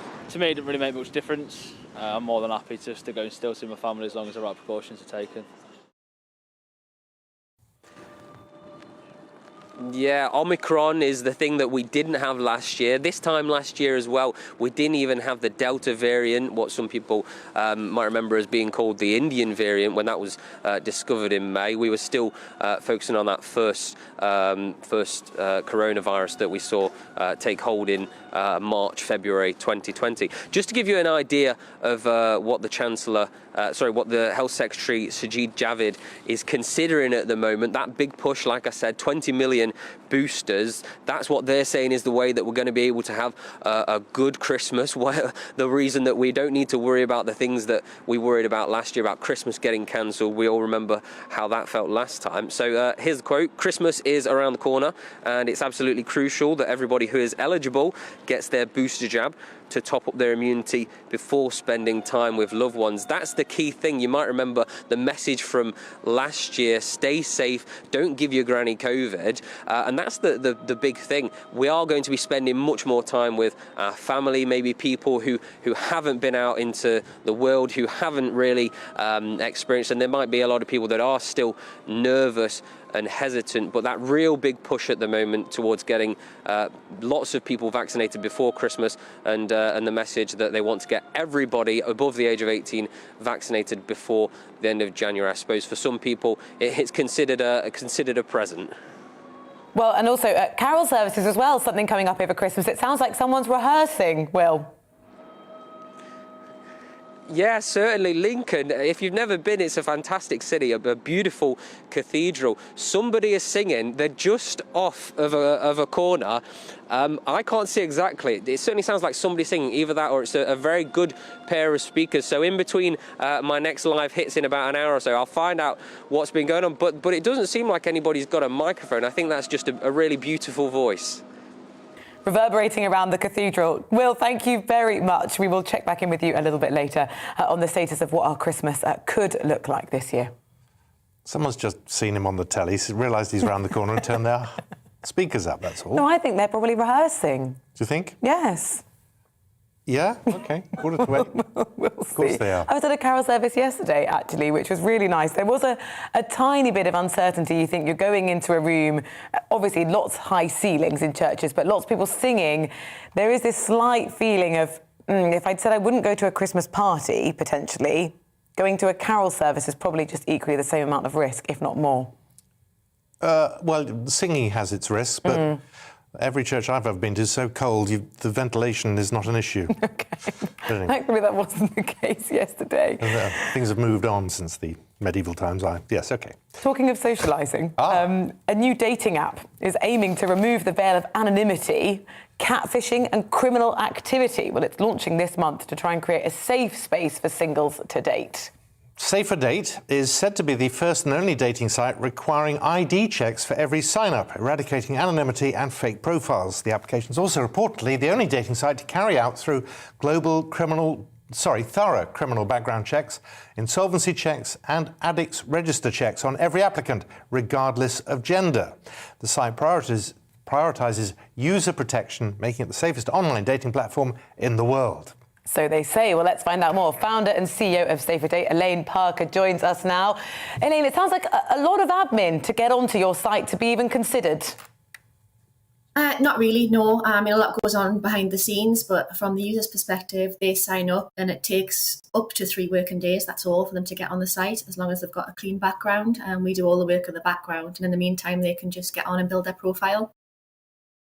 Yes. Elaine, do you check their ages? Yes, we do. We check age, we check where they live, we do a thorough global criminal background check as well. So how are you doing all of this? And do you think there's a real demand for people to say, oh, I want to know that everyone's, had all the T's crossed and the I's dotted before I'll potentially match with them? There's a huge need for it, as I know very personally. I naively went onto a free dating site back in 2016. I thought, as it's free, what have I got to lose? I'll give it a go. I naively thought that they actually did loads of checks and actually had to keep you safe, but they don't. And as a result, I met somebody who actually had a really long history of domestic abuse. He put me through months of, domestic abuse, rape, stalking, attempted rape, you name it. He was a monster and he was freely using dating sites just to find his victims. And he's now in prison for what he did to me. But when he gets out in 2023, he can go straight back to these free dating sites, which is just frightening. So, my own experience led me to do research and realise just how unsafe the dating industry is. They do nothing to keep you safe. And a quick Google search, you'll see how many fraudulent cases there are, how many assaults and even murders are happening at the hands of people who've met on these dating sites that do no checks. So what I did is set about changing that. So we do ID checks. We partner with a company called Credus to do a live real-time ID check to the same standards that our banks use. So that makes sure that there are no fake profiles and no catfish, and that there is no anonymity either. So everybody can be held accountable for their actions. And we also partner with a intelligence agency called IYE Global, and they actually work closely with the police, with the FBI, with the National Crime Agency to do global criminal background checks that are really thorough and include not only convictions but cautions, so we can keep people as safe as possible. A lot of people like these dating apps because they provide an element of privacy and an element of mystery as well. You're doing away with both. We're not doing away with privacy. We're just making sure that people who've got access to your data are who they say they are. They're not somebody sat in a different country just trying to swindle you out of your money. We actually keep your data really private. We more than anybody else does. In some of the free dating sites and some of the ones that you pay for as well, you'll notice in the small print that they say that they don't guarantee that they'll keep your data safe or private. And that's because they make their money from selling your data, so they're not private at all. There is always a risk, isn't there, if you meet up with someone that you've met on the internet, regardless of the app where you met them, that you don't know who you're meeting. What kind of advice would you give to people just once you move from app to in real life? Firstly, be careful where you've met them. If you've met them online, be sure about who they are as much as you can be. Don't be rushed to meet them. If somebody tries to move the relationship on quickly, is really, really keen to meet, or is very sort of cagey about information about themselves, they're red flags. Just stay away. So meet online at a safe place, first of all, and do your research. And always, if you are going to meet somebody for the first time, meet in a public place, tell friends where you're going. There's so many safety things that you can do just to add that extra layer. Sounds expensive. Does it cost? It does have a cost to it, yes. We have to do these global criminal background checks. We have to do the ID checks. We repeat the checks every 12 months to make sure that people are as safe as possible and nothing's changed. But our prices start from just £30 a month. And that's actually a lot cheaper than most of the premium dating sites. Some charge £100 a month. Ours start from just £30. It's really good to talk to you. Thank you very much. That safe dating app. Now it is 8 minutes to 8. Coming up, we're bringing you more on what the developing allegations about what happened with the government's response to evacuating people from Kabul. That after the weather. It's time to remind ourselves there's always another winter. Canary Islands sponsors the weather. Hello, a very good morning to you. The weather stays unsettled today in the wake of Storm Barra. There'll be further rain or showers as well as gusty winds, and in some places still the risk of gale force winds. Because Barra is still with us, but it is now a filling area of low pressure, so the isobars will gradually start to become less tightly packed and the rain or showers become less, well, widespread, but still the potential for some strong winds rotating around the centre of the low, which will be across southern Scotland during the rest of today, and showers continuously feeding into many areas, particularly northeast Scotland, Northern Ireland, western parts of England, as well as Wales. The strongest winds today are expected across parts of South Wales and southwest England, with gales here, 65-mile-per-hour gusts for exposed coastal spots, so still the risk of disruption from that, and it's going to feel cold with those showers moving through in many places and the gusty wind as well. The potential for snow over the hills of northern England and Scotland, but not on the scale as yesterday. Through the night, the showers continue in many spots. The winds do come down, so less breezy overnight. And in some places, with clear skies and slightly lighter winds, temperatures will dip close to freezing, so a chilly start for the likes of central and western Scotland, central parts of England, for example, where we get some shelter from the breeze. But a bright start in these places, actually a better chance tomorrow of some sunshine coming through, particularly western Scotland, northwest England into the Midlands and eventually eastern parts of England as well. Some sunshine early on as well for Wales and western parts of England as well as Northern Ireland, but later the cloud thickens. We'll see further showery rain push in here. But all in all, the winds are lighter tomorrow and it's going to feel a little less unpleasant because it's going to be less unsettled. Into Friday, the outbreaks of rain that move in from the west cross the country, followed by showers. There'll be some sunshine in between, but by Saturday, further wind, rain and cloud. Canary Islands sponsors the weather.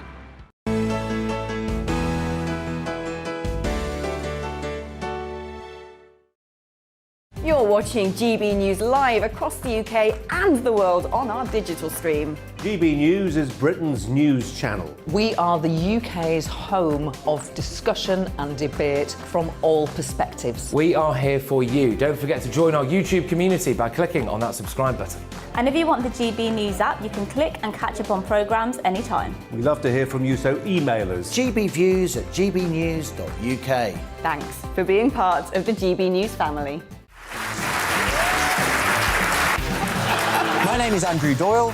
Join me every Sunday evening at 7 p.m. for Free Speech Nation. This is a show where we address current affairs and news stories of the week with the help of two wonderful comedian panellists. I brought in comics because I want to give it a lighter edge, and also they work for less. See you there.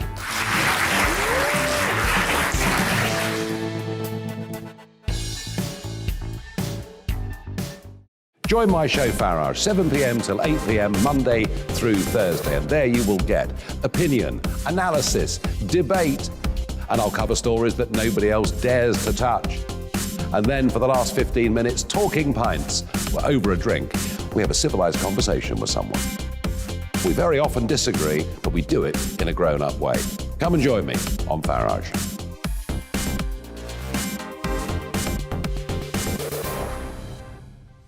I'm Colin Brazier. I've reported from more than 70 countries around the world, covered wars from Afghanistan to Iraq, from Lebanon to the Balkans. I'm trying to bring that experience, that feel for events, to the studio. And something else, I'm ready to give an opinion.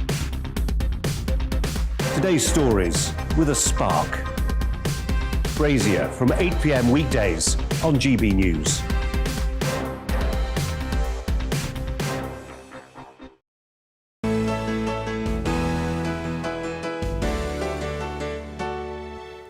Welcome back to the Great British Breakfast.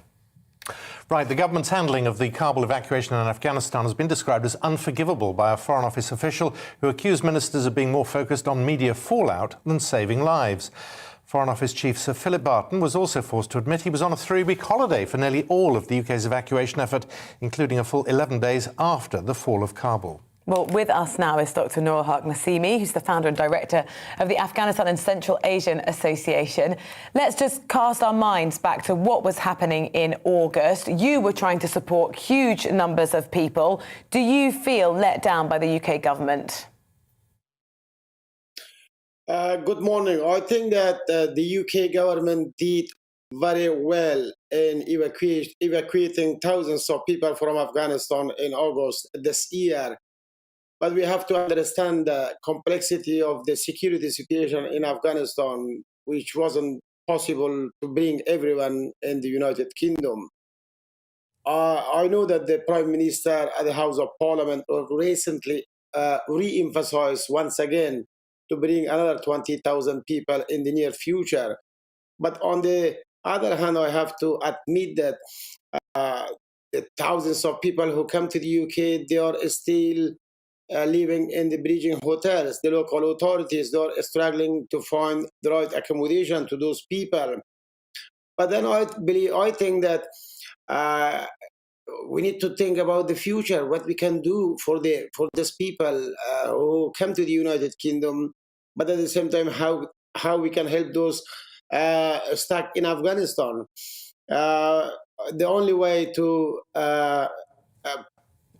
improve and as well as to cope with this crisis, I think is the partnership, working in partnership with the local authorities, with the grassroots organization, with the civil society, and the Home Office can be a very productive way in order to solve the current challenges faced by the refugees who are living in the bridging hotels.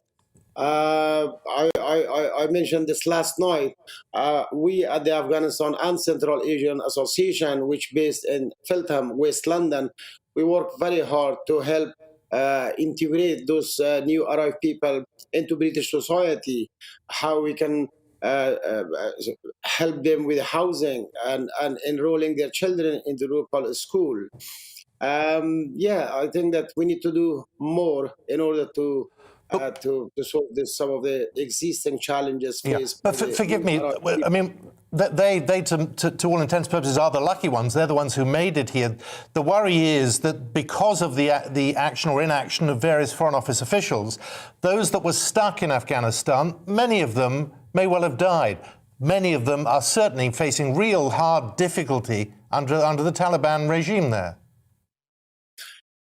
This is the concerns of the organizations like the Afghanistan and Central Asian Association and hundreds of other civil society at the moment, and some of the member of parliaments recently raised their concerns in the House of Parliament, telling the Prime Minister what was happening with those people, what will be happening with those people who are stuck in Afghanistan. As I said a number of times, that the Taliban, they are persecuted. They have persecuted number of activists and those people who were working with the British Army and the embassies in Afghanistan. We urge the UK government and the British Parliament to work to make sure that the Home Office will speed up the process of considering the evacuation of those people who really deserve to be evacuated in the United Kingdom. Okay, well, it's really good of you to join us this morning, Dr. Noor Haq Nassimi. Thank you so much for joining us. Thank you.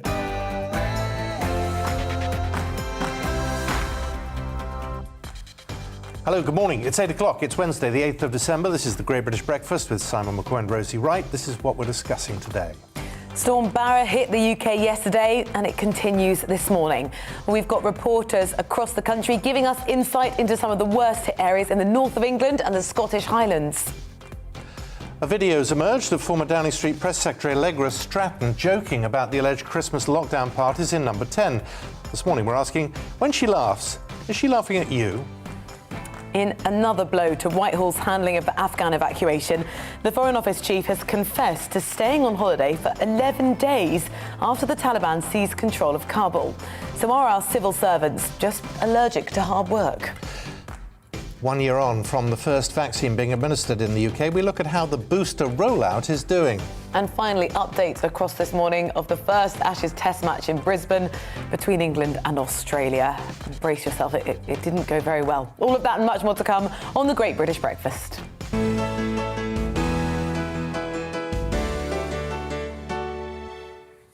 So most days, what you see on the breakfast shows, whatever channel you're watching, is a government minister towing the government line, reacting to what's happening in the papers this morning. Not today. Was supposed to be Sajid Javid, but he's pulled out of all the interviews he's supposed to be taking part in this morning. So no government minister appearing on television this morning. It doesn't take long to work out what's going on. The person will have to answer many questions about this later on will be the Prime Minister, Boris Johnson, at Prime Minister's Questions. I expect he will have more than a grilling, we could say, in the Commons after this video emerged of former Downing Street Press Secretary, Allegra Stratton, joking about holding a Christmas party at Number 10. That was just 4 days after the event supposedly took place. Well, press room staff are seen asking her mock questions during a TV rehearsal for a briefing. This is what I've just seen reports on Twitter that there was a Downing Street Christmas party on Friday night. Do you recognise those reports? I went home. Hold on.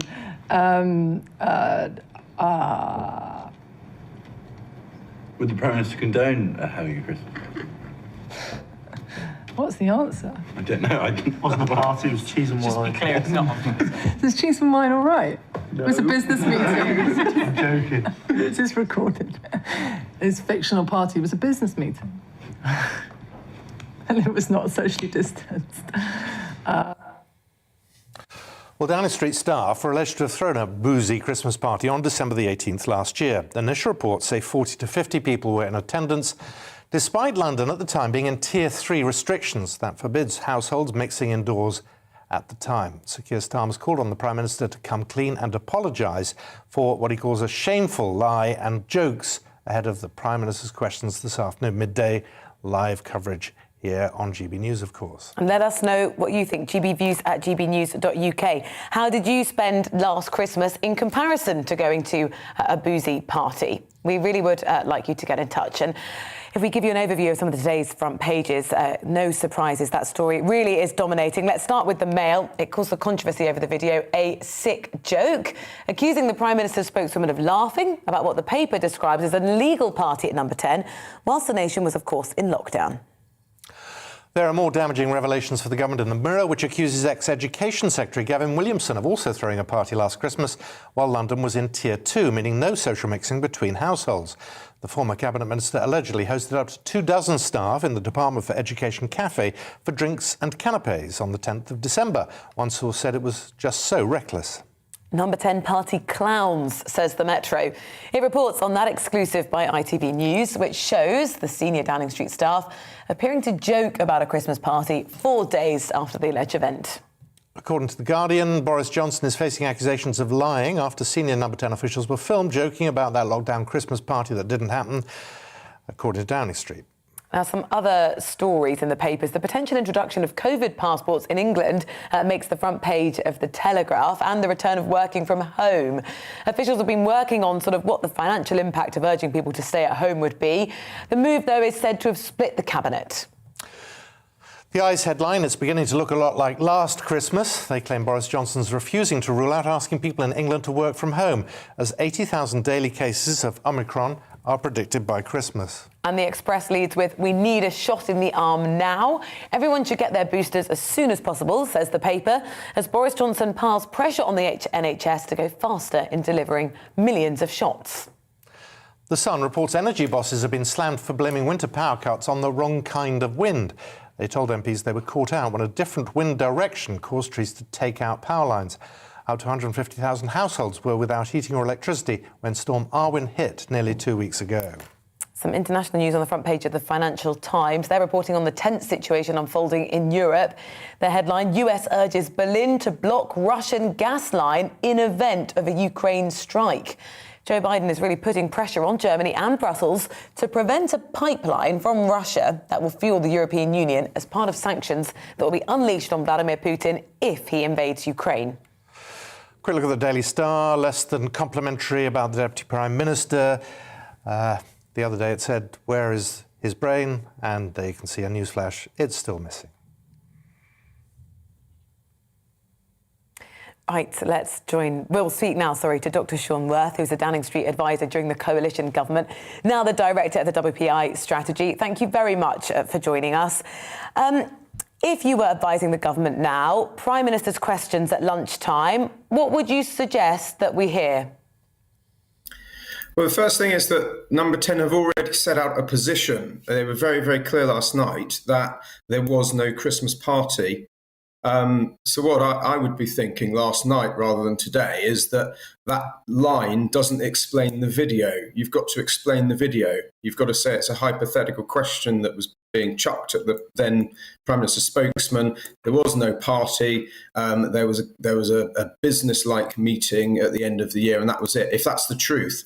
The problem for the government is, and as you said earlier, they're not putting up ministers to explain this morning. So that position that was there last night, there was no party, better be the same position at Prime Minister's question times at lunchtime. As you say, the Prime Minister is due to be in the House of Commons in front of the Leader of the Opposition to get a grilling. And I would imagine that this is going to be one of the top questions at least. If that position has changed, softened in any way, there'll be a ton of questions about, well, what was the meeting? Was alcohol served? Did you turn up there? Who went? Did Michael Gove go? So the problem stems from the fact that they issued a partial line last night, knowing full well that this kind of story, even though in comparison to some of the others you've just shown on the front pages there, doesn't seem to be a big deal. In the times that we live in now with pandemic and restrictions on people's behaviour and comings and goings, they should know full well that it is a massive deal. Sean, the problem is, if there was a party, and clearly there was something, every time you deny it, you're lying once again. It's the cover-up that does for governments, and that's what we never seem to learn. Yes, I mean, in this case, actually, funnily, this is not a policy issue. It's not a question of, democratic accountability or anything. This is about kind of almost that character and grip of the people that are in charge of our country. And at the time when we were all locked down in our homes, not allowed to go to funerals and such, there's an alleged party that's gone on.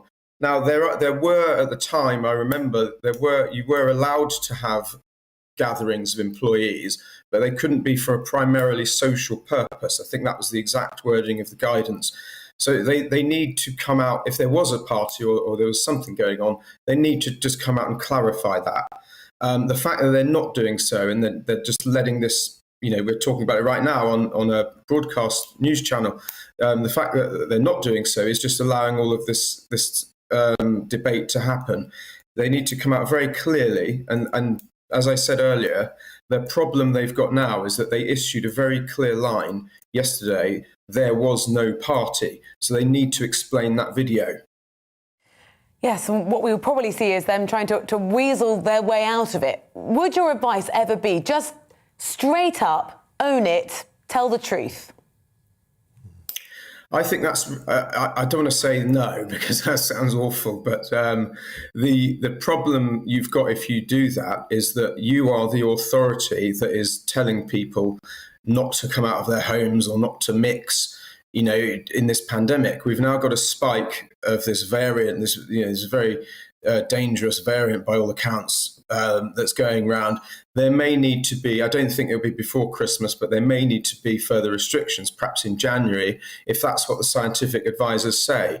If you've come out and said, well, we haven't stuck to the rules, you'll have zero authority to get other people to do anything. So while I'm not condoning lying, what I am saying is that, if you did admit that you had a whole load of people drinking booze and having fun at a time when the rest of us are locked down, there will be zero efficacy of any further guidance. And that's the really tricky thing to manage. Sean, I mean, there'll be some war gaming going on here, and one of the results could be that let's throw someone to the wolves. Allegra Stratton, who appears in this video laughing, what would you do? Yeah, I mean, I know Allegra a bit. I hope they don't do that because it's certainly not her fault. But I mean, I think the problem for me is that the line was just so unequivocal. There was no party. If they change that line, because they worry that somebody at the party who doesn't work in Downing Street anymore, for example, comes out and says, well, there are about 40 odd people there, you know, this or that minister popped in, Prime Minister popped in. You've got a real problem. And in that situation, the Prime Minister himself I would say, just needs to issue an apology, clarifying the nature of the thing. I'm not suggesting lying, but I certainly would say there was a gathering. Yes, there was wine. We were having a sort of end of year wash up of business, but it was not a predominantly social gathering. It was a business one. Therefore, it didn't you know, go against the rules, but we do accept it looked terribly bad at that particular time. So we apologise for that. But the important thing is that we deal with this pandemic and just try and maintain some authority, because the biggest thing here is not all the politics of this. It's the authority to issue guidance or not about how we should behave and manage this pandemic, which if they lose control of this story today, is pretty much shot. That's the big problem here. Sean, thank you so much for joining us. Really appreciate your time and insight this morning on the programme. And to you at home, do you think the government do have authority in imposing greater restrictions considering this potential party? Lots of you have been getting in touch. Yeah, but some of you saying, what are you going on about? This is a year old. This is more Boris bashing. But there are those of you, particularly pointing out the fact that you weren't allowed to go to funerals. You weren't allowed to visit your mothers and fathers and brothers and sisters in hospital as they lay dying. And it's the hypocrisy that you can't stand. But, you know, there are a lot of you saying, well, why are you even covering the story? Do let us know. gbviews@gbnews.uk. Now, it's 14 minutes past 8. Let's look to another one of our top stories. And a yellow weather warning remains in place across England for gale force winds and rain caused by Storm Barra. An elderly woman from Dorset died yesterday falling from a bridge into a river after being swept away. A couple from Cumbria were taken to hospital after being hit by a tree. Well, there is significant disruption today. Ferries to and from the Isle of Wight were cancelled due to high winds, whilst in the southwest of England, rail services have been disrupted due to flooding. Hundreds of homes across the northeast have again lost electricity 12 days after Storm Irwin plunged parts of the region into darkness. Well, our North East of England reporter Rachel Sweeney joins us now live from County Durham. It's very cold, but so far so good there. It's absolutely freezing here in Consett in County Durham, and I'm afraid there's more rain and therefore ice to come. So the driving conditions are pretty sketchy. People have been advised to take extra care. We also have flood warnings that will come from the rain, and they are in Berwick, Tweedmouth, Sunderland, Bridlington, Hartlepool, North Shields and South Shields. A warning's just been put out about large waves down the coastal areas, very popular with dog walkers, so do take extra care if you're down there.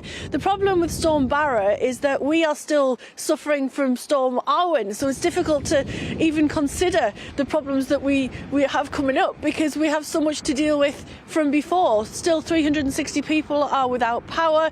People are still using community hubs for hot food, and we're still waiting for the rest of the people to have their power restored. That must just be absolutely horrendous this time of year when it's so cold to not have recovered properly to then face another storm. Just how are people faring, Rachel? Are spirits high? Spirits are always high here. You know, we do what we can, and there's a great community response always when there's any kind of crisis. People have been opening hotels and letting people stay for free. You might remember last week I interviewed a gentleman who'd been staying at a hotel. He said that without their kindness, he wouldn't have been able to use his sleep apnea machine. So it was so important to him that they'd opened the doors.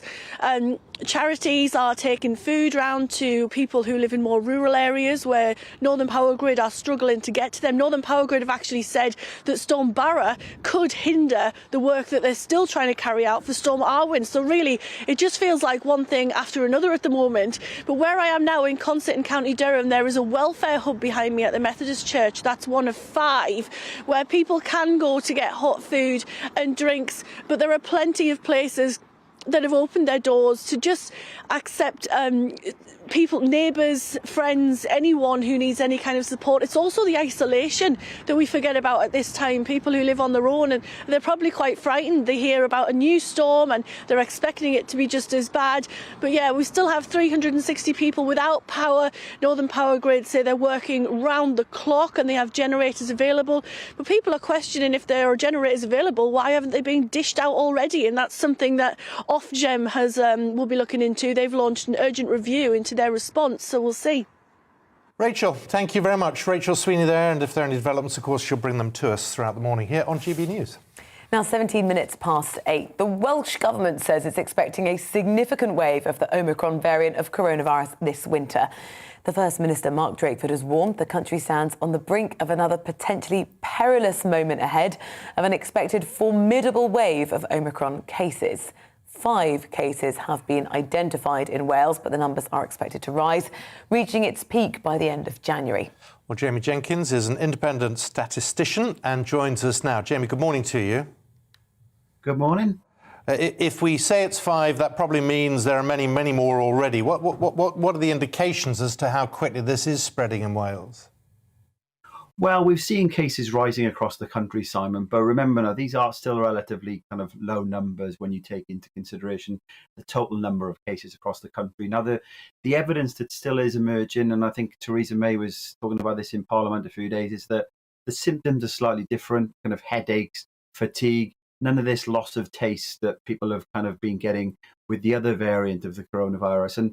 And if this is milder, this could actually be a positive thing in the long term, because obviously if people catch it and it's a milder disease, that will mean that they'll build up some immunity from catching it without any major pressure on the health system. So, you know, the Mark Drakeford and the Welsh Government have got a lot of form on this. You know, they're always kind of talking up new variants.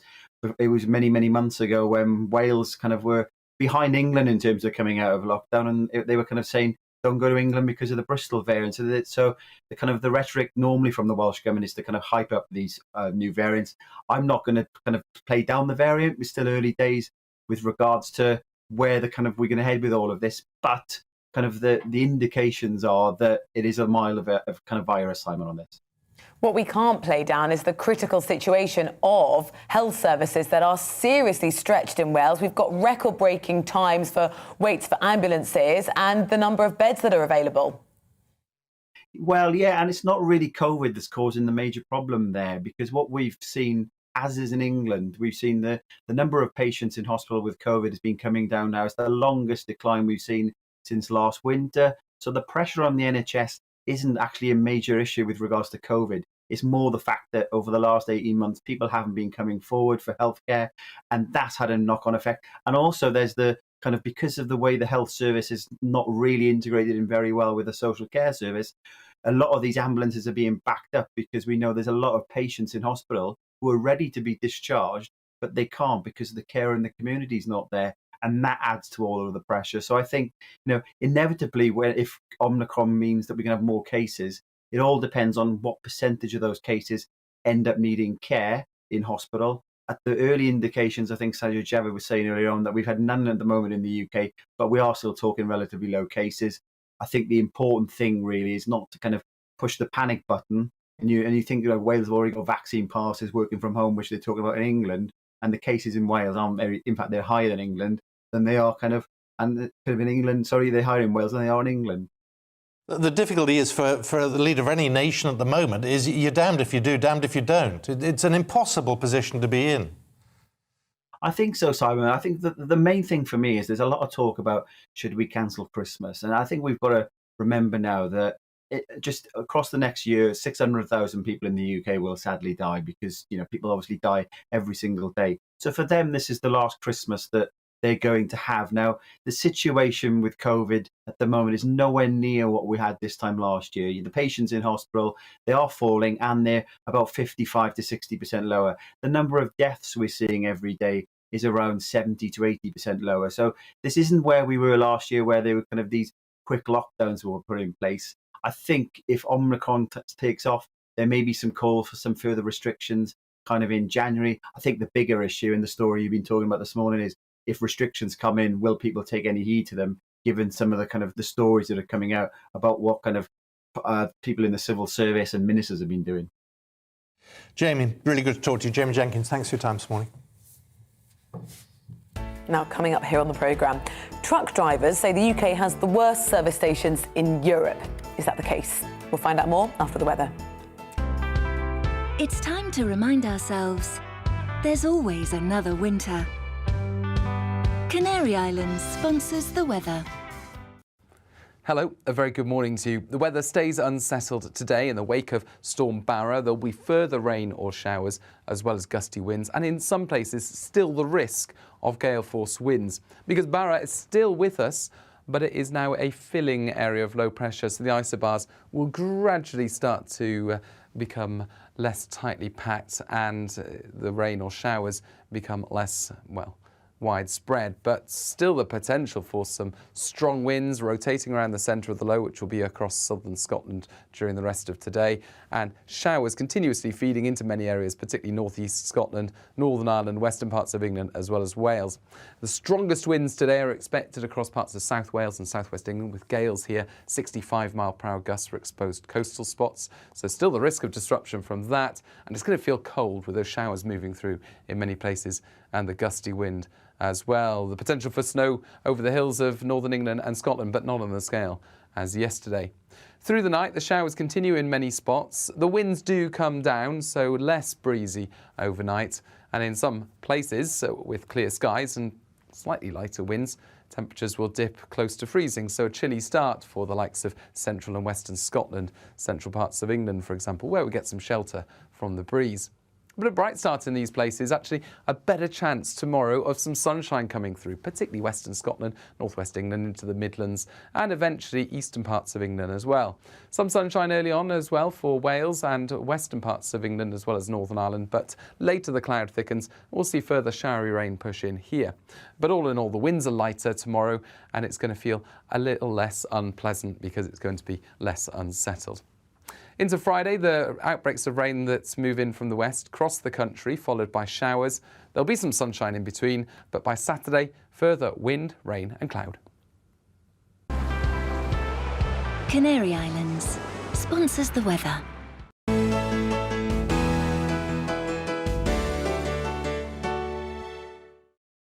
You're watching GB News live across the UK and the world on our digital stream. GB News is Britain's news channel. We are the UK's home of discussion and debate from all perspectives. We are here for you. Don't forget to join our YouTube community by clicking on that subscribe button. And if you want the GB News app, you can click and catch up on programmes anytime. We love to hear from you, so email us. gbviews@gbnews.uk. Thanks for being part of the GB News family. My name is Andrew Doyle. Join me every Sunday evening at 7 p.m. for Free Speech Nation. This is a show where we address current affairs and news stories of the week with the help of two wonderful comedian panellists. I brought in comics because I want to give it a lighter edge, and also they work for less. See you there.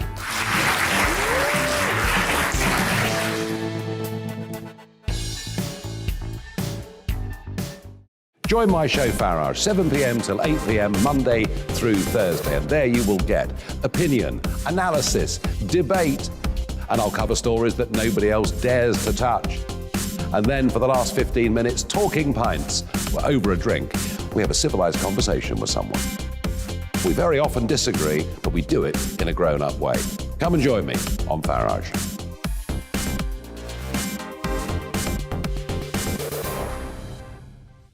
I'm Colin Brazier.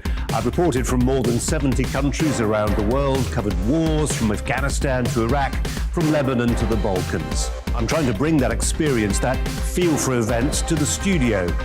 And something else. I'm ready to give an opinion. Today's stories with a spark. Brazier from 8 p.m. weekdays on GB News.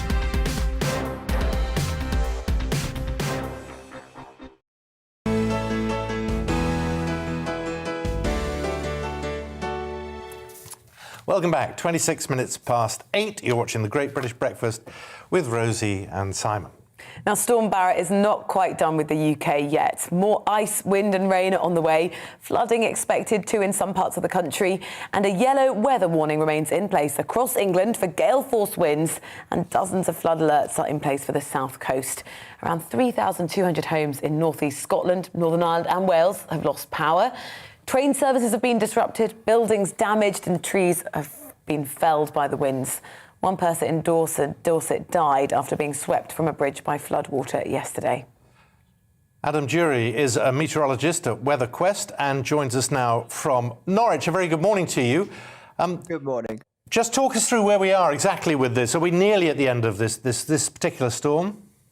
Yeah, so Storm Barra is going to linger really for, to be fair, the next 3 or 4 days. The low pressure itself associated with Storm Barra is just going to continue to slowly fill, as Aidan said, and just going to really just kind of linger really for over central Britain. But as it fills, a lot of places over kind of northern England, southern Scotland will actually have fairly light winds. So actually in most places where at least Storm Irwin caused some damage, then winds will be a lot lighter over the coming days. But still, in Wales and parts of Ireland, Northern Ireland and southwest England, still have some gales there associated with Storm Barra, where the strongest winds are around the southwestern side of the low pressure. So probably clear by around sort of end of Thursday into Friday, the majority of the winds associated with Storm Barra, but the actual low pressure itself probably won't really clear till Saturday.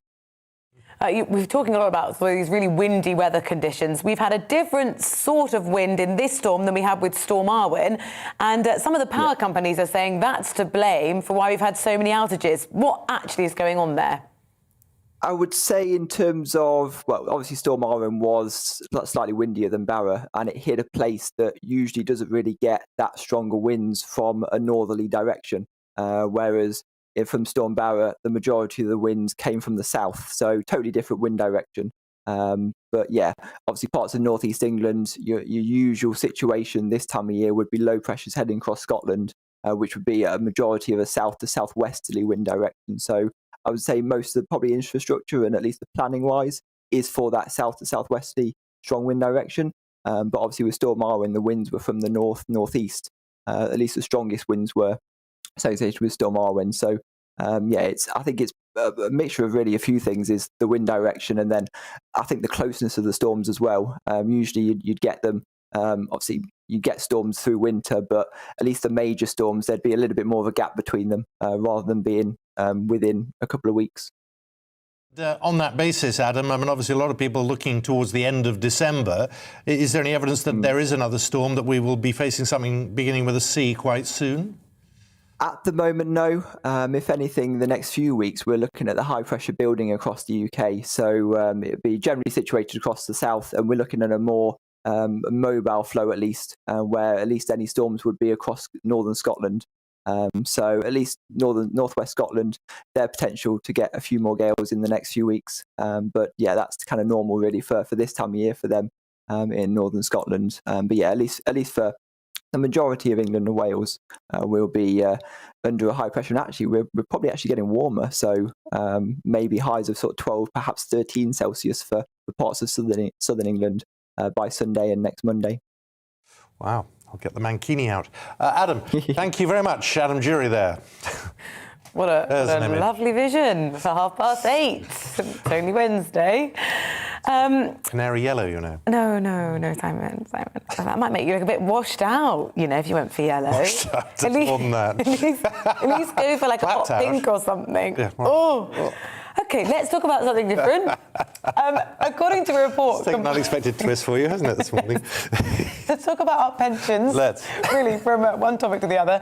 According to a report compiled by the pension provider Now, nearly 3 million people across the UK from under-pension groups are missing out on workplace pensions. And that's about 300,000 more people than the 2.5 million who missed out the year before. Well, the group includes around 2.2 million women, people with disabilities, carers, people who have multiple jobs, who don't earn the sort of £10,000 trigger to be automatically enrolled into a workplace pension in a single job. The report also suggests that some under-pensioned people, we'll find out what that means in just a second, fit into more than one of these categories, and that the pension saving gaps for some of the most financially at-risk groups have worsened during the pandemic. Samantha Gould is the head of campaigns at Now. Very good morning to you. Good morning. When we say under-pensioned, what does that mean to you?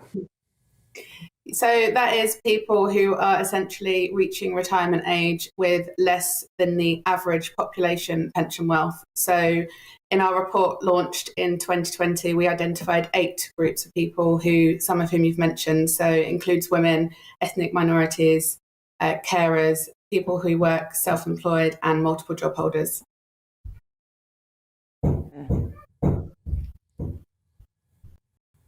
What's this trigger then? Yeah, sure. So how workplace pensions and auto-enrolment works is that an individual must earn a £10,000 salary in a single role. And what we find is at the moment that 1 in 5 working women don't actually meet that £10,000 threshold. And as a consequence, there's over 2.2 million women who are currently missing out. So what is it too late to do anything about it for those people? No, absolutely not.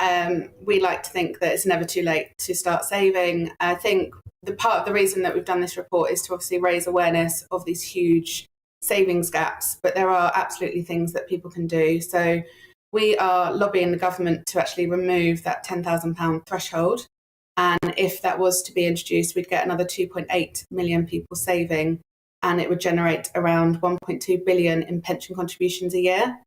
And then there's 5 steps in this guide of ours where people can actually help improve their own savings journeys. So it's things such as if you're earning under the £10,000, you can actually ask your employer to opt in. And obviously the huge benefit of workplace pensions that it's not just your own contributions, your employer contributes and you also get tax relief on top from the government. So it's actually a very good way to save for your retirement. To what extent do you come across with this sort of fear around pensions, that people don't want to deal with it and they push it down the road? Yeah, absolutely. I think pensions is something that's often overlooked, but actually it cannot be your second largest asset after a property. And what we see is that by the time people do start thinking about it kind of 10 years before they wish to retire, it can be, an uphill battle.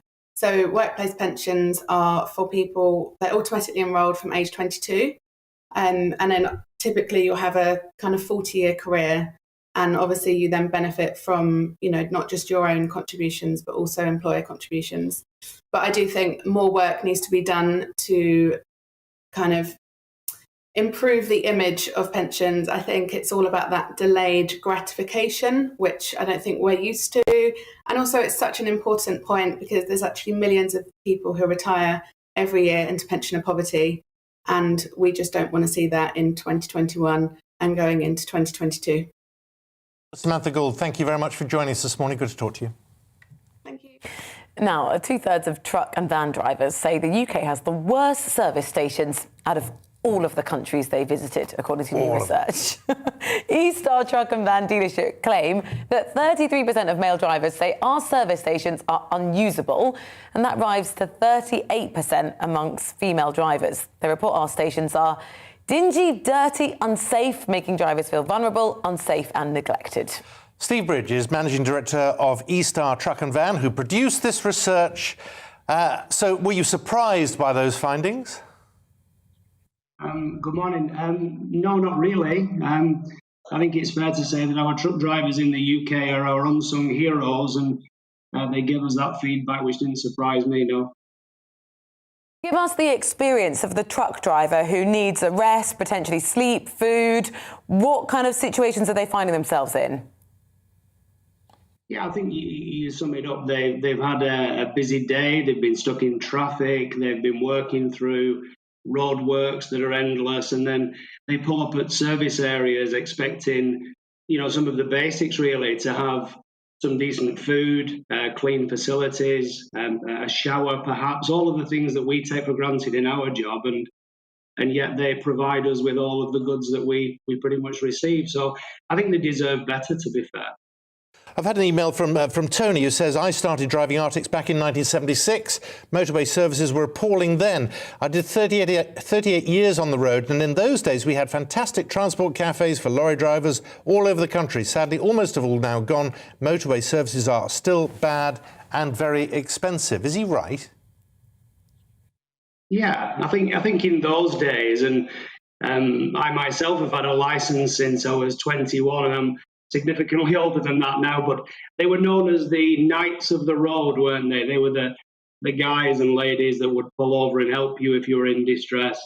And I think they still are, as I said, throughout the pandemic, and even now 98% of our goods are delivered by road. And yeah, the service stations require investment. They require, let's say, recognition of the good job that our drivers do in the UK.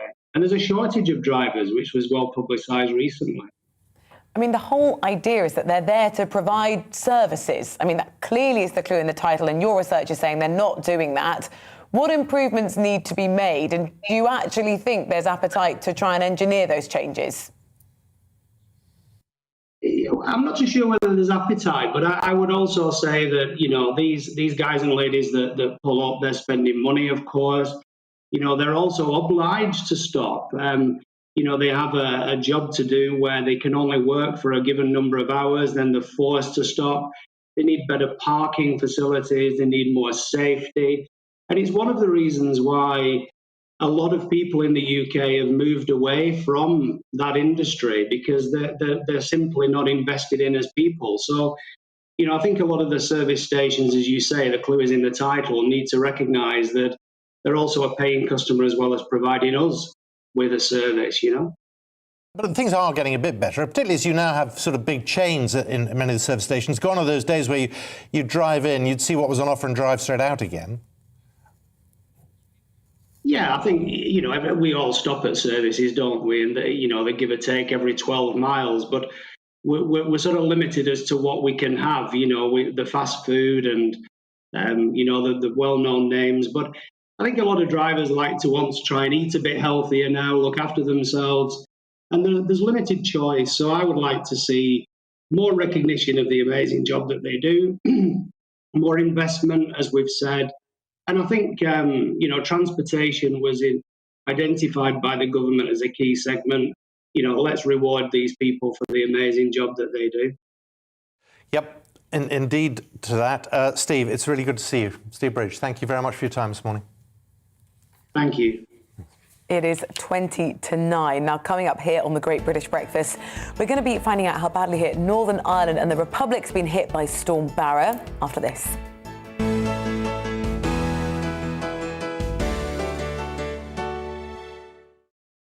You're watching GB News live across the UK and the world on our digital stream. GB News is Britain's news channel. We are the UK's home of discussion and debate from all perspectives. We are here for you. Don't forget to join our YouTube community by clicking on that subscribe button.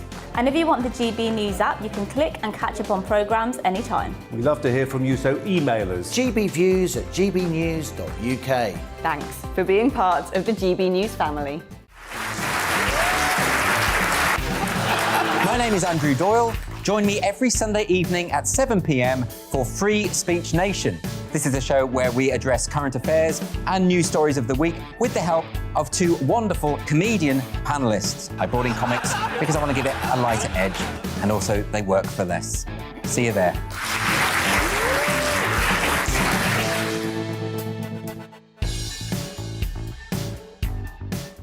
Join my show Farrar, 7 p.m. till 8 p.m. Monday through Thursday, and there you will get opinion, analysis, debate, and I'll cover stories that nobody else dares to touch. And then for the last 15 minutes, talking pints. We're over a drink. We have a civilised conversation with someone. We very often disagree, but we do it in a grown-up way. Come and join me on Farage.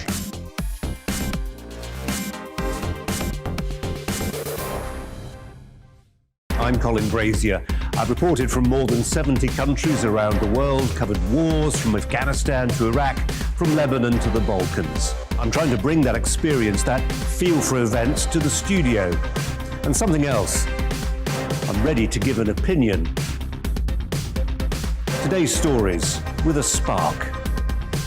Brazier from 8 p.m. weekdays on GB News.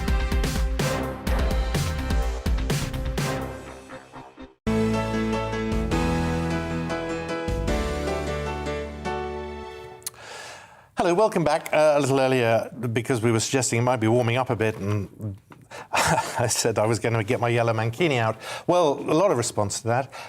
This. We've made Jackie's morning. Jackie says, let me just read this. Let me just read this. The vision of Simon in a yellow mankini has just made an old lady very happy. I'll be going around with a smile on my face all day. I feel a GB calendar is called for.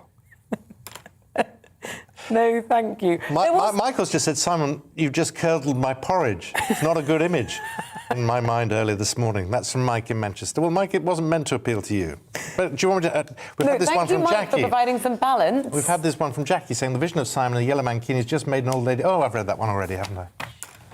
So many compliments for you this morning, Simon.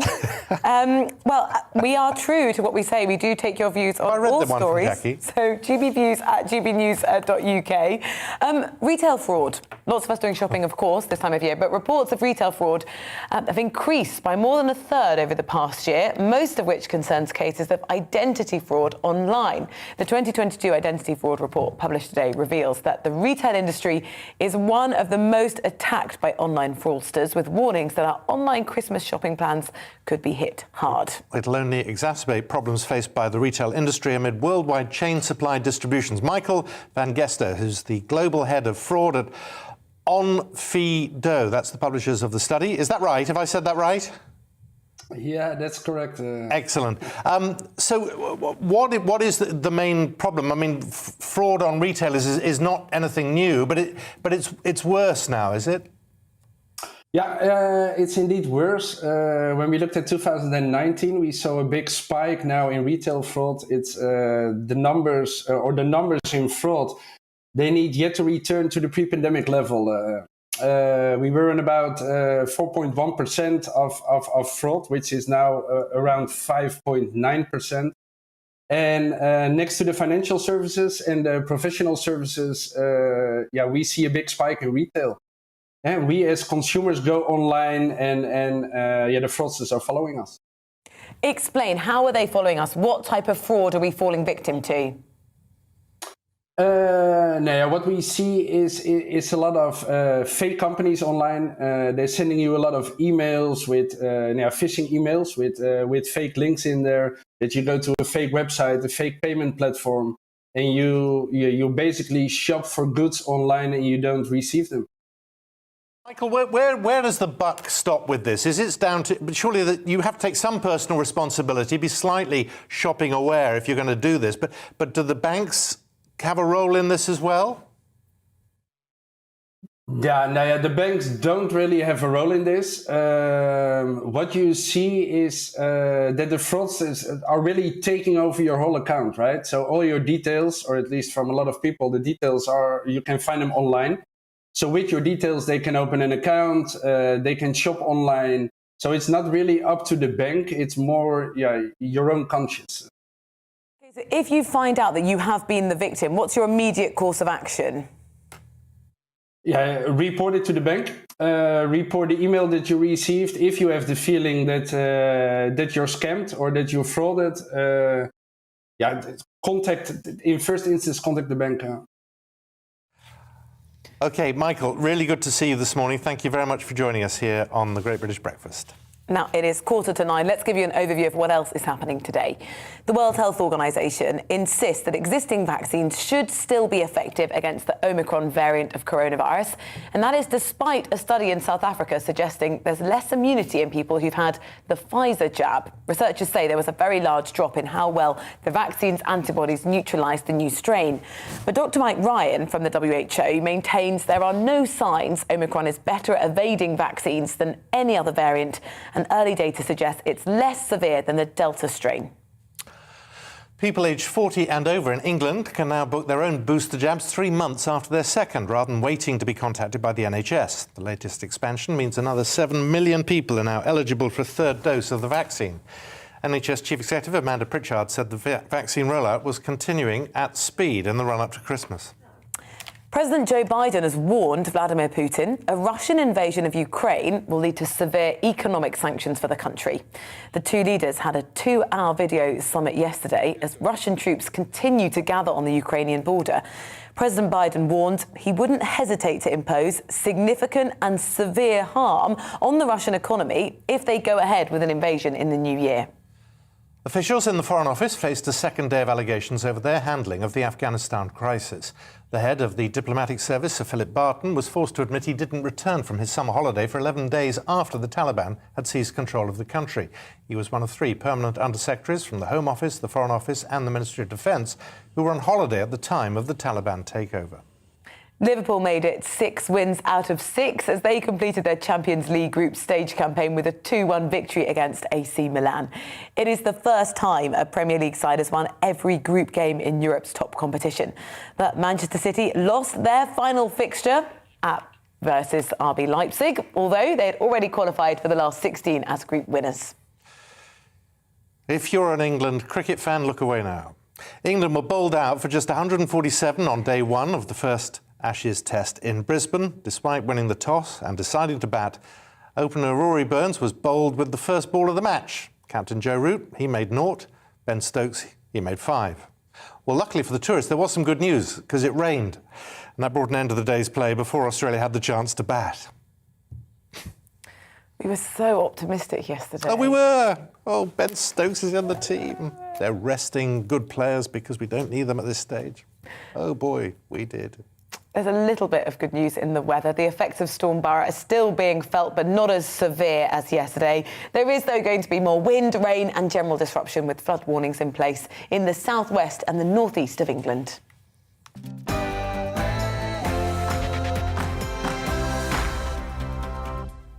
Thank you, Maria, for texting in. I'd definitely like to see Simon in a mankini. No, thank you. No, thank you. Right, People are having their breakfast at this time. That's the other thing. And what was it that Mike said earlier? His porridge had been curdled at the fort. Right. Well, let's stay with the weather, because we were talking about things maybe getting a little warmer. We've been to Scotland and Durham so far this morning, but what about the island of Ireland? Was Storm Barra cut power to more than 8,000 homes in Northern Ireland overnight? The strongest recorded gust so far was 76 miles an hour. That was at Orlock in County Down.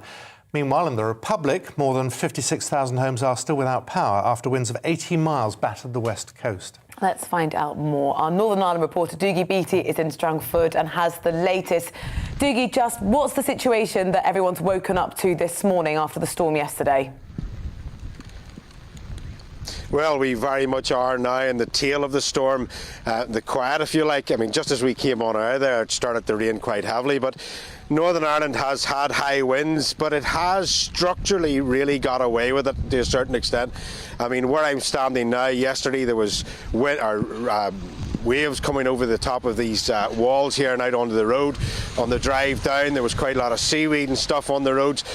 The trees have come down in places, but no real big structural damage in the east of the province. That all went on in the west of Ireland, the west coast, of course, where the Barra made land first. Winds of up to 80 miles an hour. There's nearly 60,000 homes over the island of Ireland without power this morning. Those problems, of course, we are well used to them in Ireland, especially in the west of the province, and the electricity services here will be well practiced in getting those homes back on. Fair to say that Northern Ireland seems to have got off more lightly than the Republic. Oh yes, it has. Structurally, it has. The Barra made land on the west coast, and it was quite ferocious when it did it. It did quite a lot of damage structurally there, including the power stations, homes, and businesses. Now, as I say, in the west coast, they are well used to and well practiced.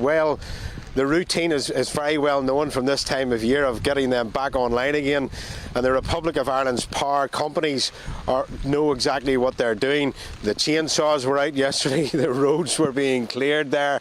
It wasn't as bad as it was a couple of years ago when a storm hit Cork and in around Skibbereen and destroyed a railway station and so forth there.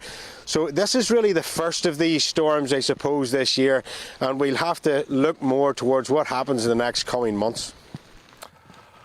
OK, thank you for that update. I know you'll be updating us throughout the morning. Thank you very much. Now, it is 9 minutes to 9. Rather unfairly, I've been given the task of reading this next story. It's caused much debate over the last week and a half. How long have we had this new variant of coronavirus? 10 days or so? Yeah. What's it called? Omicron. Omicron. A Greek financial boss has sparked debate over the We haven't even got to what the problem word is. It's correct. The correct pronunciation of the new coronavirus variant, Omicron, after being confused by a TV news anchor attempt. Well, I have empathy with them.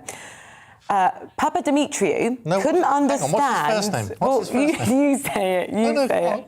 Odysseus Papadimitriou couldn't understand the anchor's Omicron pronunciation for minutes before realising she was attempting to pronounce the new variant's name. It was a horrible sound, he said.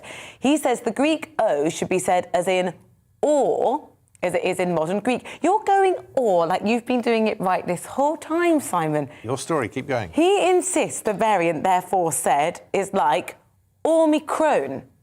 Egbert Baker, professor of ancient Greek at Yale University, agrees with Papadimitriou' assessment, but also considers the Americanized Omicron as not completely unacceptable.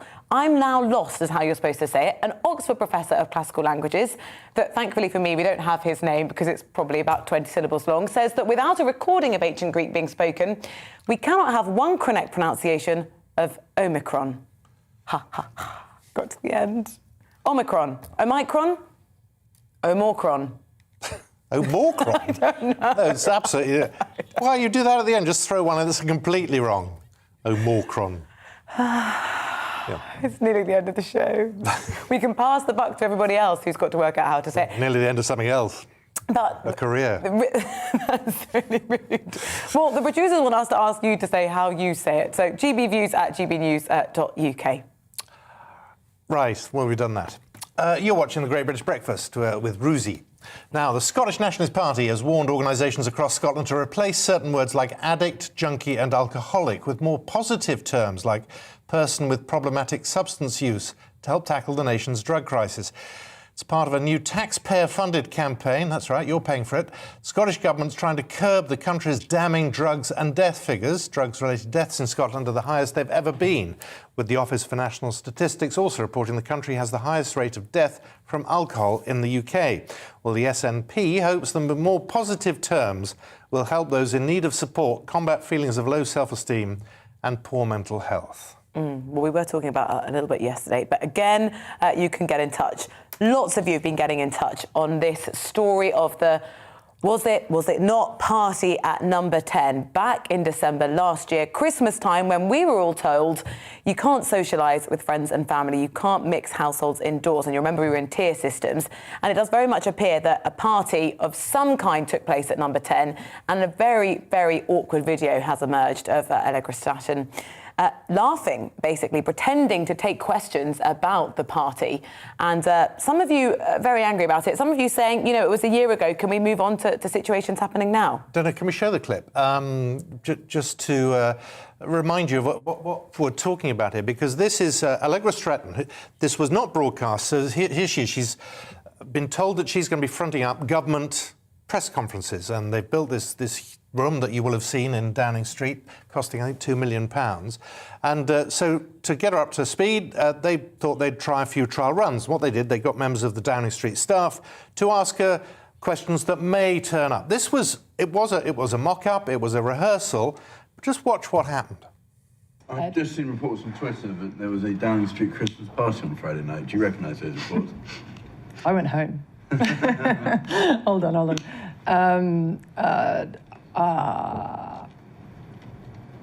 Would the Prime Minister condone having a Christmas party?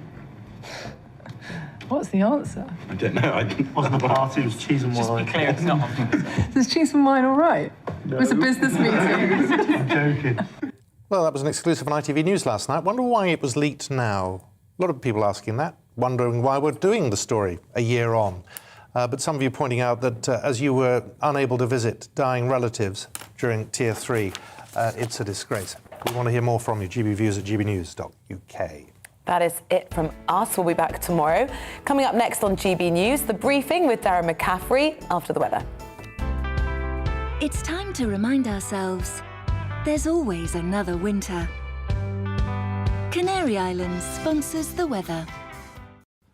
Hello, a very good morning to you. The weather stays unsettled today in the wake of Storm Barra. There'll be further rain or showers as well as gusty winds, and in some places still the risk of gale force winds. Because Barra is still with us, but it is now a filling area of low pressure, so the isobars will gradually start to become less tightly packed and the rain or showers become less, well, widespread, but still the potential for some strong winds rotating around the centre of the low, which will be across southern Scotland during the rest of today, and showers continuously feeding into many areas, particularly north.